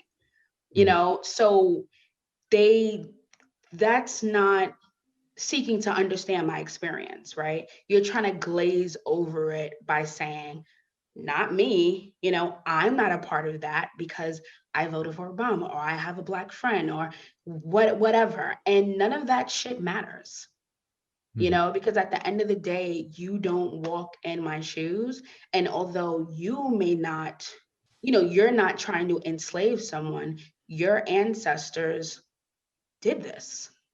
You know what I mean? Like they had a hand, and very deliberately so, in pulling people from their birthplace and enslaving them, and then saying you can have a little bit of freedom, but only within these structures, right? And then put things in place to continue to keep us down. Like those are facts. It's not made up. It really happened, and it continues to happen. And so what, you know, the nuances of whether you agree with certain things or not, that could be a topic for later, right? Like we can talk about that later, but come to the table with understanding that, right? Like just like I have to wear, you know, being Black and even being a woman every single day, wear your shit. Wear that you benefit from being a white man. It doesn't mean you like it. It doesn't mean you would prefer to have it another way, but just like aware that it exists. And if you can't do that, I don't even want to talk to you. Or just like, honestly, Dan, let me tell you something. I always tell people whenever we get into conversations like this, I'm like, really? White people, especially men, they should just be more like Dan. Seriously. Like, no, I'm like, he's the best white person I've ever met. I disagree. No, for personal reasons. I need an excerpt of that for myself, but yeah, please go on. Okay, yeah, white people be like Dan. That should be our new slogan, actually. It really should be. Yeah, no, because it's like in every, we've had a lot of heavy conversations, and you just always seek to understand my experience. You know what I mean? The questions that you ask are very thoughtful. They're like loving questions, like they come from a good place. And anything that you ask is like, because you're genuinely curious, not just, it's like, I used to always, because we worked at a place together, I'm not going to say where, but I remember like I came with braids one day, and we're not even going to talk about the fact that some people didn't even recognize me. Like they're just fucking braids. I worked there for like 6 months. Yeah. And they were legit like, oh my God, who are you new? We're not gonna talk about that. But there were some people who were just like, oh my God, let me touch. Can I? Like, no, you cannot. And you better not. Mm-hmm. But then there were others who were genuinely curious, like, I've always seen, that style, but I just never, I don't know, like, how does it come to be? How does your hair stay like that? My hair is like, fine or slick, and it would never hold. Like, genuinely curious about my braids. And I'm like, okay, yeah, let me tell you. Let me show you a video, and let me tell you a little bit about the history of braids, and why, Black women wear these types of styles. So it's just about how you approach it, right? Just like your mom used to always say, or your dad, like, it's not about what you say, it's how you say it. And that's so true. It's, you can ask questions, but it's how you come to the table for me. That made me think of something, and we really saw this blow. I mean, it's I've seen it a lot, but it blew up a lot more last year in the wake of George Floyd and the protests that were going on. It seems like there's a spectrum of like how white people deal with these conversations, and there's the end that you mentioned of the people who try and kind of separate themselves from it. It wasn't me, wasn't my parents, I'm Swedish or whatever, Yeah. And then and which I am, but Okay. yeah, but like that sort of thing. Well, mine didn't own slaves or something like that. And then there was the other side that's sort of this I can't think of a better word than like kind of an overcorrection, where it becomes this sort of, this is like from the ultra woke left people of like, it becomes this sort of woe is mine, I'm so ashamed to be white. And it was like, well, that's not helpful either. And you're absolutely not. So please sit down. Well, and also, I mean, the thing that always bothers me about that is like, how did you find a way to make this about you? Like, rather than the topic at hand. Right. And right. I don't have the perfect answer to, how to be an advocate, or how to be, Booth Riley said he'd rather have accomplices, which I like that definition more. I don't have all the answers for it, but it seems to me that like, like the self-shame doesn't like, I don't see what that serves. It doesn't serve. And I think like, rather than advocate for me, to me, or people who look like me, advocate for me to people who look like you. And that seems to always be the missing component. You want to show up at, the protest, that's great, and donate and do all these things. All of it is needed, right? Because like you said, there is no wrong, no right answer, or no one answer. But when you're in your white spaces, that's where you need to advocate for Black people, and just like people of color in general, is with other white people. Again, it's not us. Like, we know, I've been living in this body for 36 years.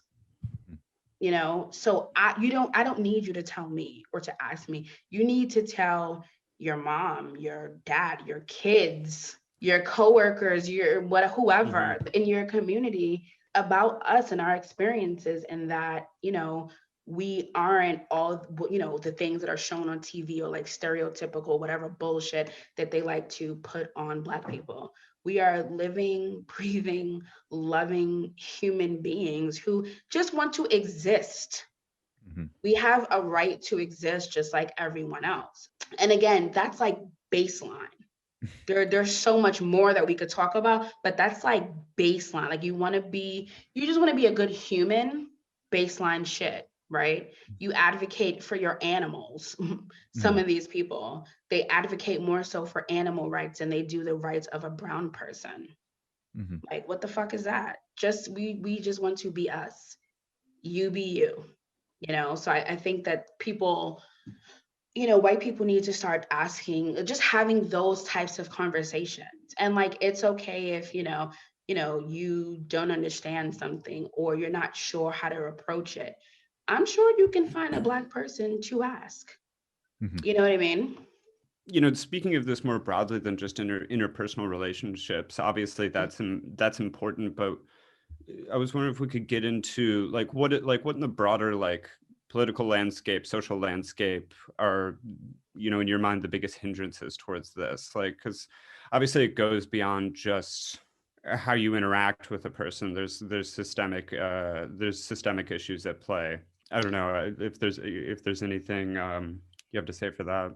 I mean, you know, obviously the police officers in this country, you know, just, I mean, and we're speaking on how they engage with Black folk, but we could say the same for people with mental health issues. We could say the same for domestic violence situations of people of any ethnicity. There needs to be a reconditioning with police officers. I had a conversation with a woman, right? She's an NYPD officer, Latina, I believe Puerto Rican. We had a conversation. So my partner dragged me to a 4th of July barbecue. Now, I don't celebrate 4th of July because it's just a personal choice that I've made. You know, my ancestors were not free, and I just don't feel like celebrating that shit anymore. Now, I grew up my whole life celebrating it, but just a personal decision that I've made, like, I'm not going to do it anymore. But he wanted to go, it's one of his friends and whatever. So we go, and at these events, we're like, there's 2 Black families. We are one of them. And then there's a Latin family, but they, in my opinion, they identify more as white. And the woman who's a police officer, we had a conversation, and I was just curious, you know, because I don't really have opportunities where I can sit down and have a candid conversation with a police officer. So I would I just don't ask. think I ever have. Yeah, I mean, there needs to be more of that. So I was just like, you know, how do you feel about, you know, everything that's going on? She's like, well, she said, well, I feel like all lives matter, not just Black lives. So I'm like, you know, that was an eye roll because and I rolled my eyes, but like we're recording, like it's going to be my voice. Anyways, Yeah. I believe that all lives matter. Like I risk my life every day. Does my life not matter? And I said, well, when people say Black lives matter, it's really like they're saying Black lives matter also. Like put us in the bucket of the lives that matter. It doesn't mean you don't matter. So she's like, well, why couldn't they just say that? I'm like, the fact that it needs to be said at all is the problem.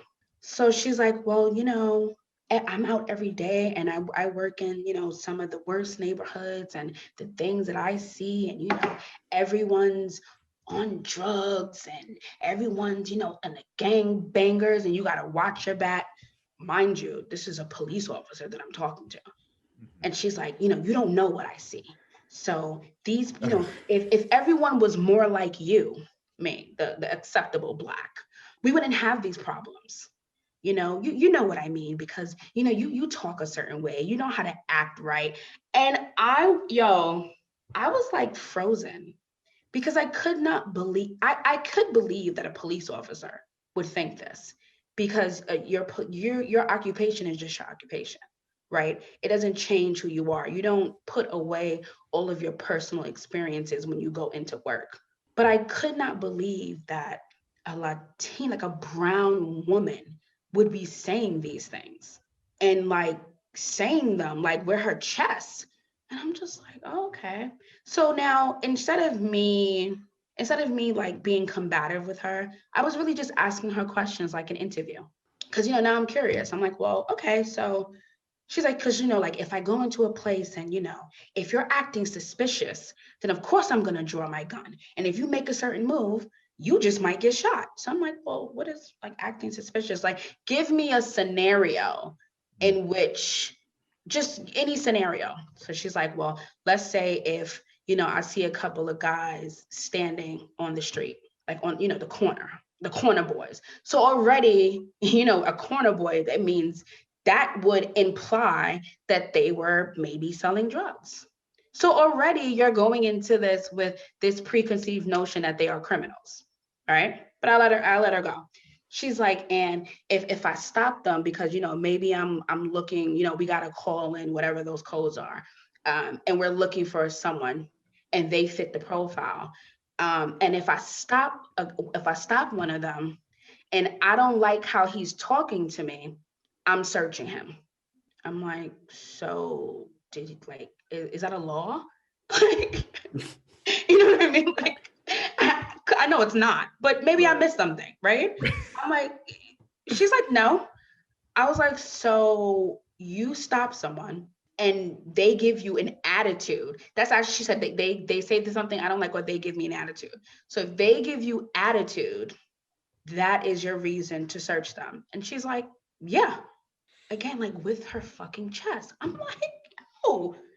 Yeah, I mean, there really is that, and this, like, I feel like I've seen it in cops, like you see it in cops anywhere you are in America. There seems to be this culture of impunity, which, we know well that there is, because there's, and that's why, like, if, I won't go down this rabbit hole right now, but I think if there was something to burn down, it'd be police unions, because I think that's like a big part of where it comes from, is that because like they don't know how to be questioned, or and this isn't even people questioning them, but they don't know how to not be bowed down to. And it's also because they kind of are like given this godlike power, by having a murder weapon on their hip, and also knowing that if they use it, they have a very powerful union, especially in New York City.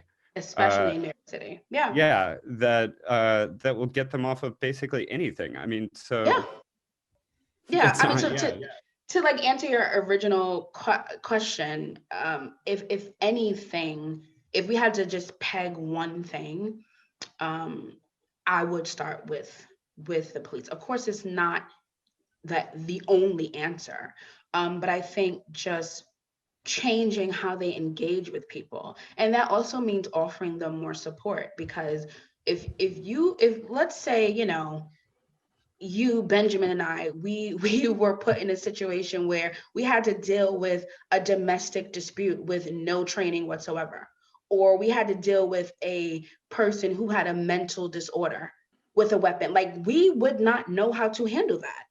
Mm-hmm. They don't know how to handle it.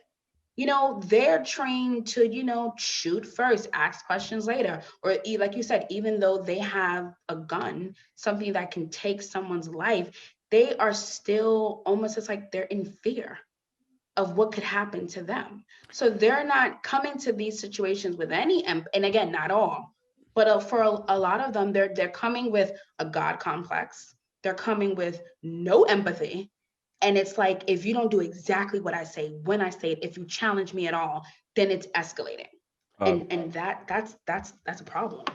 Well, they're trained to act like soldiers too, which is absolutely terrifying when you think about it. Like the idea that you're like, if you're a soldier, then that means you're on a battlefield. Right. And that means the people you're engaging with are an enemy. Right. Which a lot, when we talk about, the institution, for a long time, that was a Black man, or that was a Black woman. So when you take that mindset into a job where you're supposed to be serving and protecting, and you also have a weapon that can end a life, we just have a recipe for senseless murder. And again, that's not the only, we could talk about it all day, that, because critics or people will say, like, what about Black on Black crime, which, but fuck that argument. People kill where they live. Yeah. dumbasses. Like, you know, the numbers are not so different from white on white crime. Like, Yeah. come on. But anyways, I just had to touch because, you know, people will say it. So there are so many other things. I think that there are a lot of organizations out there, and there's, Dan had mentioned earlier, just focusing on the positive, the culture positivity. For me, that's my wheelhouse, because it's not to say that things don't happen. Of course, they happen every day. You know, I see them happen. Things have happened to me, but I think that there is power in uplifting, right? And amplifying positive images and voices. If you have a child who grew up where there was always images of whiteness, right? The teacher is white. Anyone in a position of power is white. They don't look like them. It's almost embedded in you a position of like inferiority. You know, you don't deserve, or you're not on that level, or you can only be this. And so with Black Bravado, I'm showing like, or it is our goal to show like, no, you can be all things, right? If you want to be a teacher, if you want to be a janitor, if you want to have your own business, you can literally do whatever you want to do, you know. And this is what again, it's not just kids, because a lot of adults grew up within that, and they they still hold that, you know. They don't believe that they could be whatever they want. They believe that they can only exist within the structure that was created for them by the oppressor. And that's not true. And in order for us to understand that, we need to be telling these stories, and we need to be, you know, communicating that message. It can't come from white people. Like, it just can't, because like they're the ones that have been oppressing. You know, it's like fucking Stockholm syndrome. You know what I mean? Like you love the person that's been keeping their foot on your neck. And I'm not saying like I don't hate anyone. I said it. I love Dan. So, you know what I mean? You'll love So Ben too. He's a good guy. yeah, I'm feeling it. But it's just like you can be allies, but you are really just here to listen and do what we say. Like, we need to be in control of this. So I think that speaks to like when we were talking about DEI, you know, when we talk about even with mental health, and we need to be in control. We need to have culturally relevant systems and structures that speak specifically to us, that can help us, that can just help us identify with ourselves as something more, than what we were trained to believe. This makes me, if you don't mind, do you mind if I ask about Ava real quick? No, go ahead. I just want to add some context to this. I think, you know, Ava is Shakira's daughter, Mhm. going through school, and I just want to talk about the experience that she's had versus the experience we had growing up. Yeah. Oh, I should say, with that perception of like, if you grow up seeing like white people in power, just like that power dynamic and how that's changed. Yeah. She, that girl, she knows like way more than I ever could. I'm gonna be honest. To see her grow up truly believing that she can be anything that she wants to be, like truly believe, like the idea of someone telling her she can't is like, are you crazy? Like, I'm Ava, you know. To have that level of confidence and self-love, I mean, to say it's beautiful doesn't even describe it. You know, she was born in 2008 with a Black president, you know, with little Black girls in the White House that look like her. You know, she was wearing her natural hair. You know what I mean? Like, I never pressured her to do or be anything other than what she is. And so her experience has been very different from mine. I think, you know, she went through a bit of a transition, because like I live in Forest Hills, so it's predominantly like white, Eastern Europeans, some Asian as well, but not as much Blacks. But we moved here because of the school. And this was when she was in elementary school. And there was a bit of a transition for her because, you know, she was older now, so she could see, you know, I look like this and everyone else looks like that. You know, and that is a conversation that I have often, like within my group of Black moms, it's like, how do you grapple with that, right? Like, you want to give your kids the best of everything, but then also understanding that having them in a space where they're an other might not actually be the best. But it's a decision that we made as a family, and she had situations where people would tease her hair, you know, and she didn't want to wear her hair natural anymore. But I think that's where, as a parent, you need to pour into your children. So my only goal as a mother, I mean, I have other goals now because she's older, but like, starting out, my only goal was to just give her so much strength and self-worth that no one could break her. You know what I mean? I'm someone that's very strong, but for many, many years, I just cried in the dark. Do you know what I mean? Like, people, oh, you're so strong, you have it all together, like, nothing phases you. I'm like, okay, yeah, but I'll just go cry by my fucking self and be like miserable alone, because it's that like strength of a Black woman. You got to have everything on your back. You have to build up the people around you, and I never wanted that for her. I wanted her to have the strength to be vulnerable, and she does. And it's like, when people, when like these little white girls made her feel bad about her hair, I had to give her the extra that she needed to understand that, like, you are beautiful, your hair is beautiful. So now it's like, we're exploring, we're learning about the history of hair and what it means to like wear your crown, what it means to be able to do all of these different things with your hair that honestly, like, those girls can't do. And it's just building up so much confidence around her that she doesn't need it from anywhere else. You know what I mean? She gets it all at home. And now that she's now in a middle school, MELS, Metropolitan Expeditionary Learning School. And it's honestly the best thing that I could have asked for. The administration is diverse. She has teachers who are Black women who come to school with head wraps. And, 1 minute they have their natural hair, next minute it's a blowout, next minute it's braids, next minute it's a wig. Like, those things matter. You know what I mean? Just to see someone who can express themselves in the same way that you can matters. And they also, like, the things that they talk about in school, like, since we've been home, like, she's still doing virtual school. And like, her social studies teacher announced that she was pregnant. So one of the kids said, "Are you having a boy or a girl?" She said, "I don't know. I'm not going to identify the child. They have to tell me who they are." What? Like, this is someone who's educating my child. Isn't that amazing? I could never think, like, the teachers I had coming up, please. Like, yeah. And that's what I mean. It's quite the contrast nowadays, right?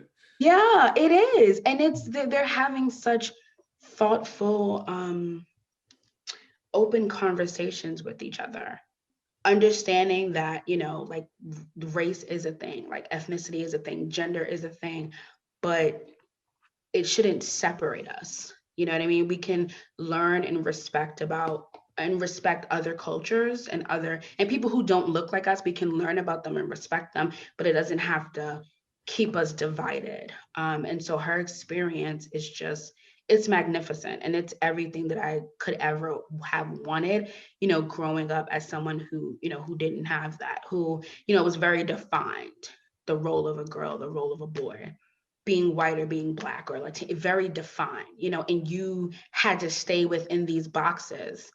You know what I mean? Like, so when I listen to Pavarotti, it's like, who is that? And why are you listening to that? Like, you're only supposed to be listening to this, type of music, or reading the New York Times as a teenager. Like, why are you reading that? Like, it's a newspaper, you know what I mean? Or wanting to go to a museum rather than go to the mall. Like, you had to fit inside a specific box. And I think, as like with each generation, those boxes are just, they're being destroyed, and people are just allowed to be whoever they want to be. So a funny story. So Ava, she doesn't really listen to rap music, obviously, because she's 12. I mean, some, but not like, not the good shit. So like, she was like, Mommy, you know Nicki Minaj? And I'm like, yeah. She's like, I love this song of hers. And I'm like, whoa, whoa, whoa, whoa, whoa, whoa. Like, you're not listening to Nicki Minaj. Like, we're not there yet. Mm-hmm. So she's like, but I want you to hear it. So it's her verse from Monster with Kanye West and Jay-Z. So she played it for me. And then she proceeded to tell me how this is like the ultimate feminist anthem. And like really like and like broke it down. And I'm like, huh, play that shit. Like put it on the speaker. Like let's listen to it together. You know what I mean? Yeah. Like, so that just, I couldn't dream of having that type of conversation with my mom when I was 12 years old. Mm-hmm. Like telling my mom that like little Kim was a feminist and teaching me about body positivity. Yeah. Are you kidding? Breaking it down. No way. Yeah. It take you straight to church. I want to end on that positive note, but I do have to ask because this is a politics podcast. Mm-hmm. Trump is gone. Thank God he's out. Mm-hmm. How do we feel under Biden? I do want to say this one thing about Trump. He gave a pretty clear enemy. And a lot of being able to focus for progress, but he also was very divisive. So I don't know. Any hope for Biden, just with keeping the progress going? Well, I mean, Joe Biden, Chuck Schumer, Nancy Pelosi, they've been in politics for a long ass time. We still here. That's like if you were, I'm trying to think of that's like if you were like a mechanic, right? And you've been a mechanic for 35 plus years. You should be like a bomb ass mechanic, right? Like you should have the answers, the backup answers, the tricks, the tips, the workarounds, right? I mean, I'm just saying. So I don't want to say that, I really will say I don't know. I did vote for him because, my ancestors fought and died for my right to vote. So I vote in every election. So I did vote for Joe Biden because the alternative was Donald Trump, and that just was not it. But I think when you say, what do I think about Joe Biden, is really, what do I think about, because we live in New York. So what do I think about Chuck Schumer? And what do I think about Cuomo? And what do I think about de Blasio? And what do I think about, what's the chick's name that she's now not Tish James, who's a district attorney, but I live in Queens. It's like Miranda something, who is the district attorney of the borough of Queens. So we, and like, as we like get more involved in politics or talk about politics, it does not begin and end with Biden. You know what I mean? Our day-to-day engagements or interactions have a lot to do with local politics.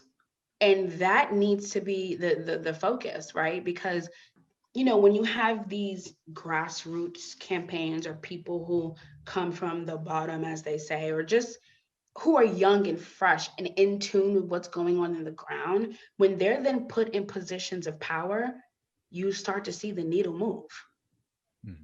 So it's not going to be just Joe Biden. It has to be like Joe Biden and like a whole army of folks who are not trying to hear it and who really want change. So I don't know what's going to happen.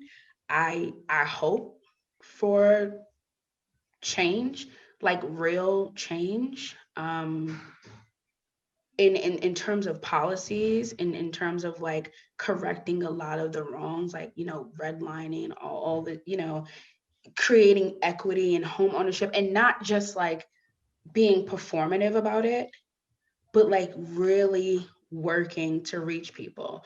And like I said, in order to do that, you need to have people who are culturally relevant that can then communicate messaging, right? Because if you want to create more equity in housing, but you have people who don't even know how to fucking budget, how is that going to happen? Do you know what I mean? Like how?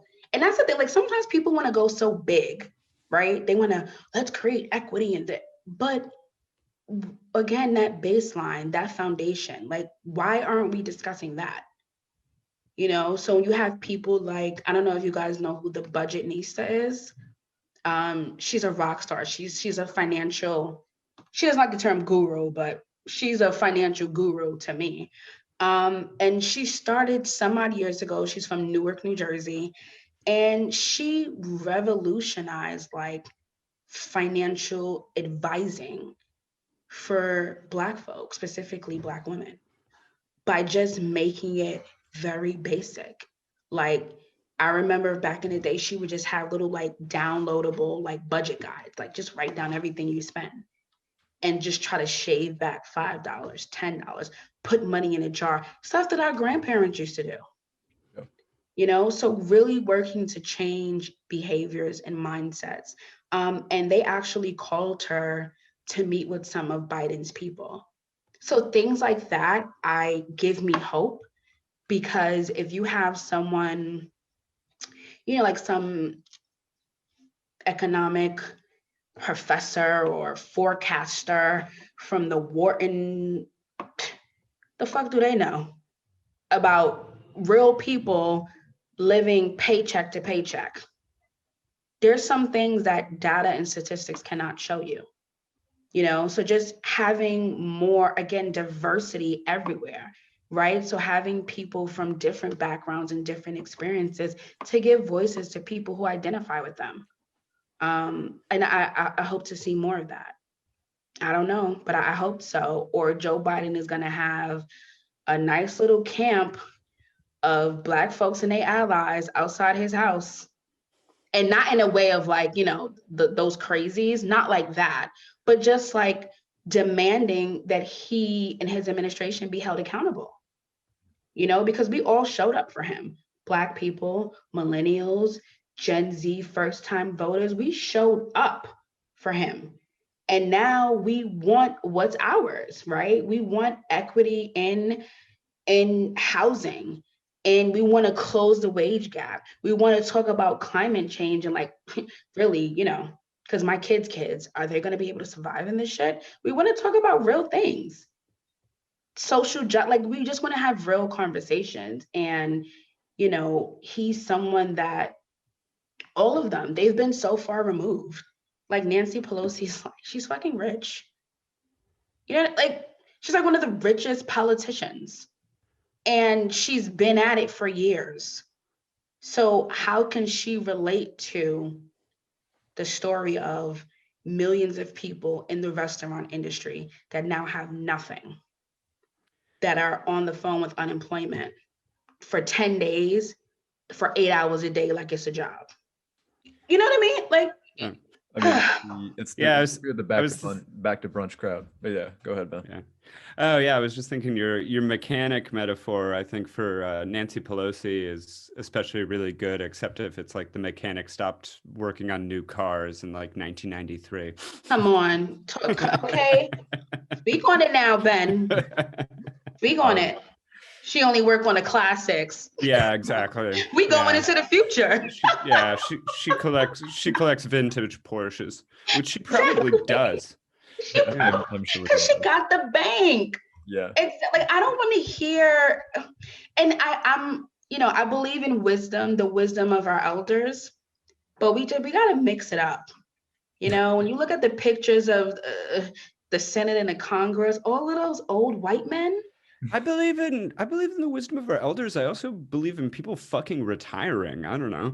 Yeah, I mean, listen, yes. Because after a while, the mechanic's nephew or son or something gonna be like, listen, grandpa, let me take it over. You know, you can't work on a 2021 Lexus or whatever that you don't know the technology. Yeah. You know, you're like, who's Siri? Like they don't know. It doesn't relate, but you get my point. Like, so yes, retire, please. I implore you. Please go away. No, just go. Yeah. Shakira, so oh, sorry. Go ahead. No, go ahead. I was just saying that's all I got. Unless Ben, you have another question?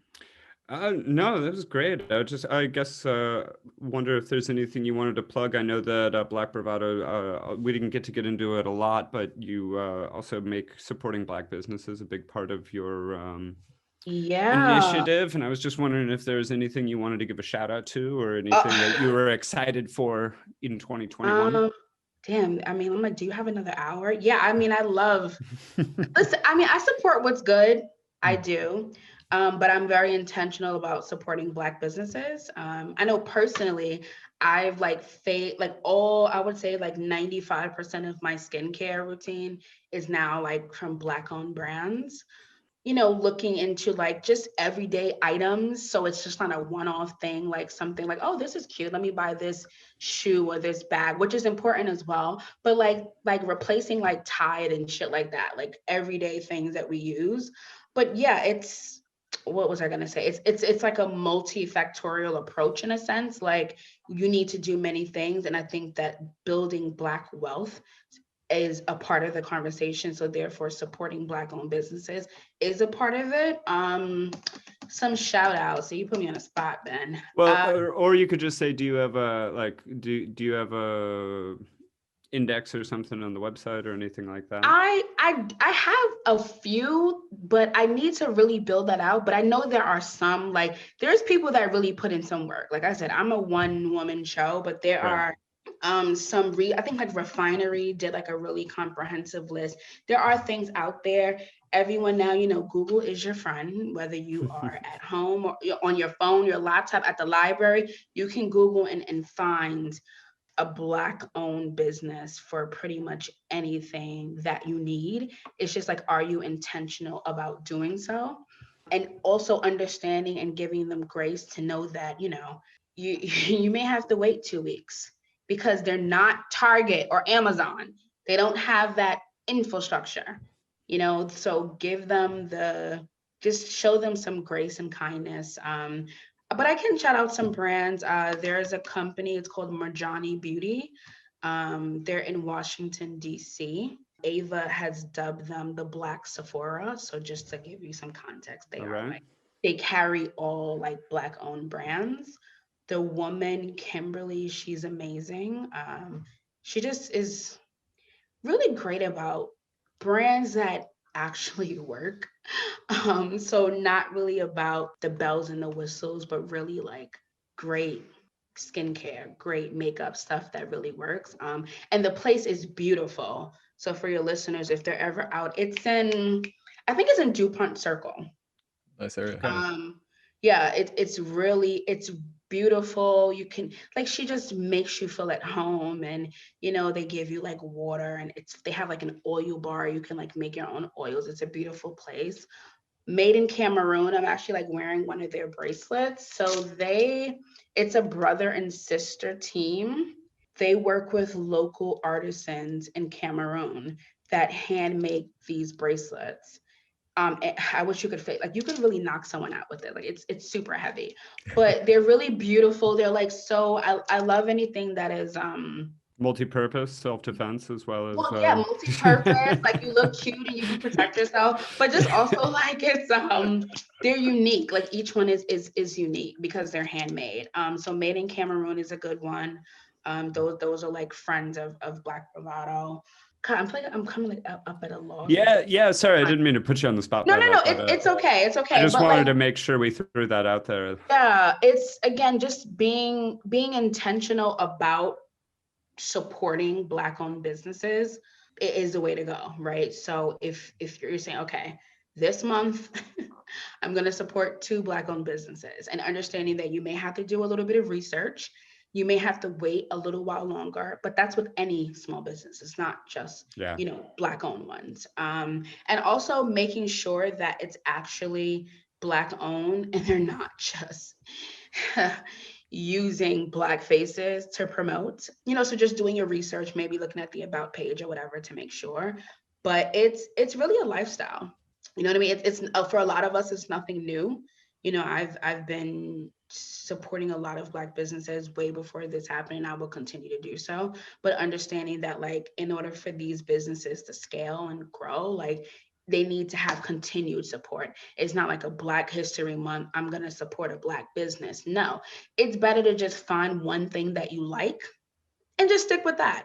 Instead of, I'm going to do and then 7 months later or the next Black History Month, you're like, okay, now it's time to buy Black again. No, just find one thing and then just continuously buy that thing and, tell your friends and your family. Oh, Hannah is another one. They make like shea butter and lip balm and stuff. And I know people are like, oh, shea butter, everyone makes that. But like the scents are really, really beautiful. I'm like a scent girl. I don't like stuff that I'm just, anyway, we're not going to get into that. But they smell really good. Like Hannah. Hannah. They smell really nice. You can layer them with your cologne or your perfume and it won't have like a rancid smell. Like some of the shea butter is like too natural. Like it's like straight from the fucking ground. I don't want to wear that. This one is nice. They also like pay their workers a fair wage. They support, villages. And I want to say it's Ghana, but I'm not exactly sure. So they're a really good one. But like I said, they're a comprehensive list. Every major publication jumped on that bandwagon and made sure they had a Black list in their link tree or somewhere so you can find it if you really want to. But it is important, like I said, to make it a part of your lifestyle. And just like, having conversations around race and just things that are uncomfortable in general, make that a part of your lifestyle. It's not just something that you do during Women's History Month or Black History Month. It's something that you should do every day. And if you approach a person or a situation with empathy and like genuine curiosity, I think that you can learn something and that person will be open to sharing with you.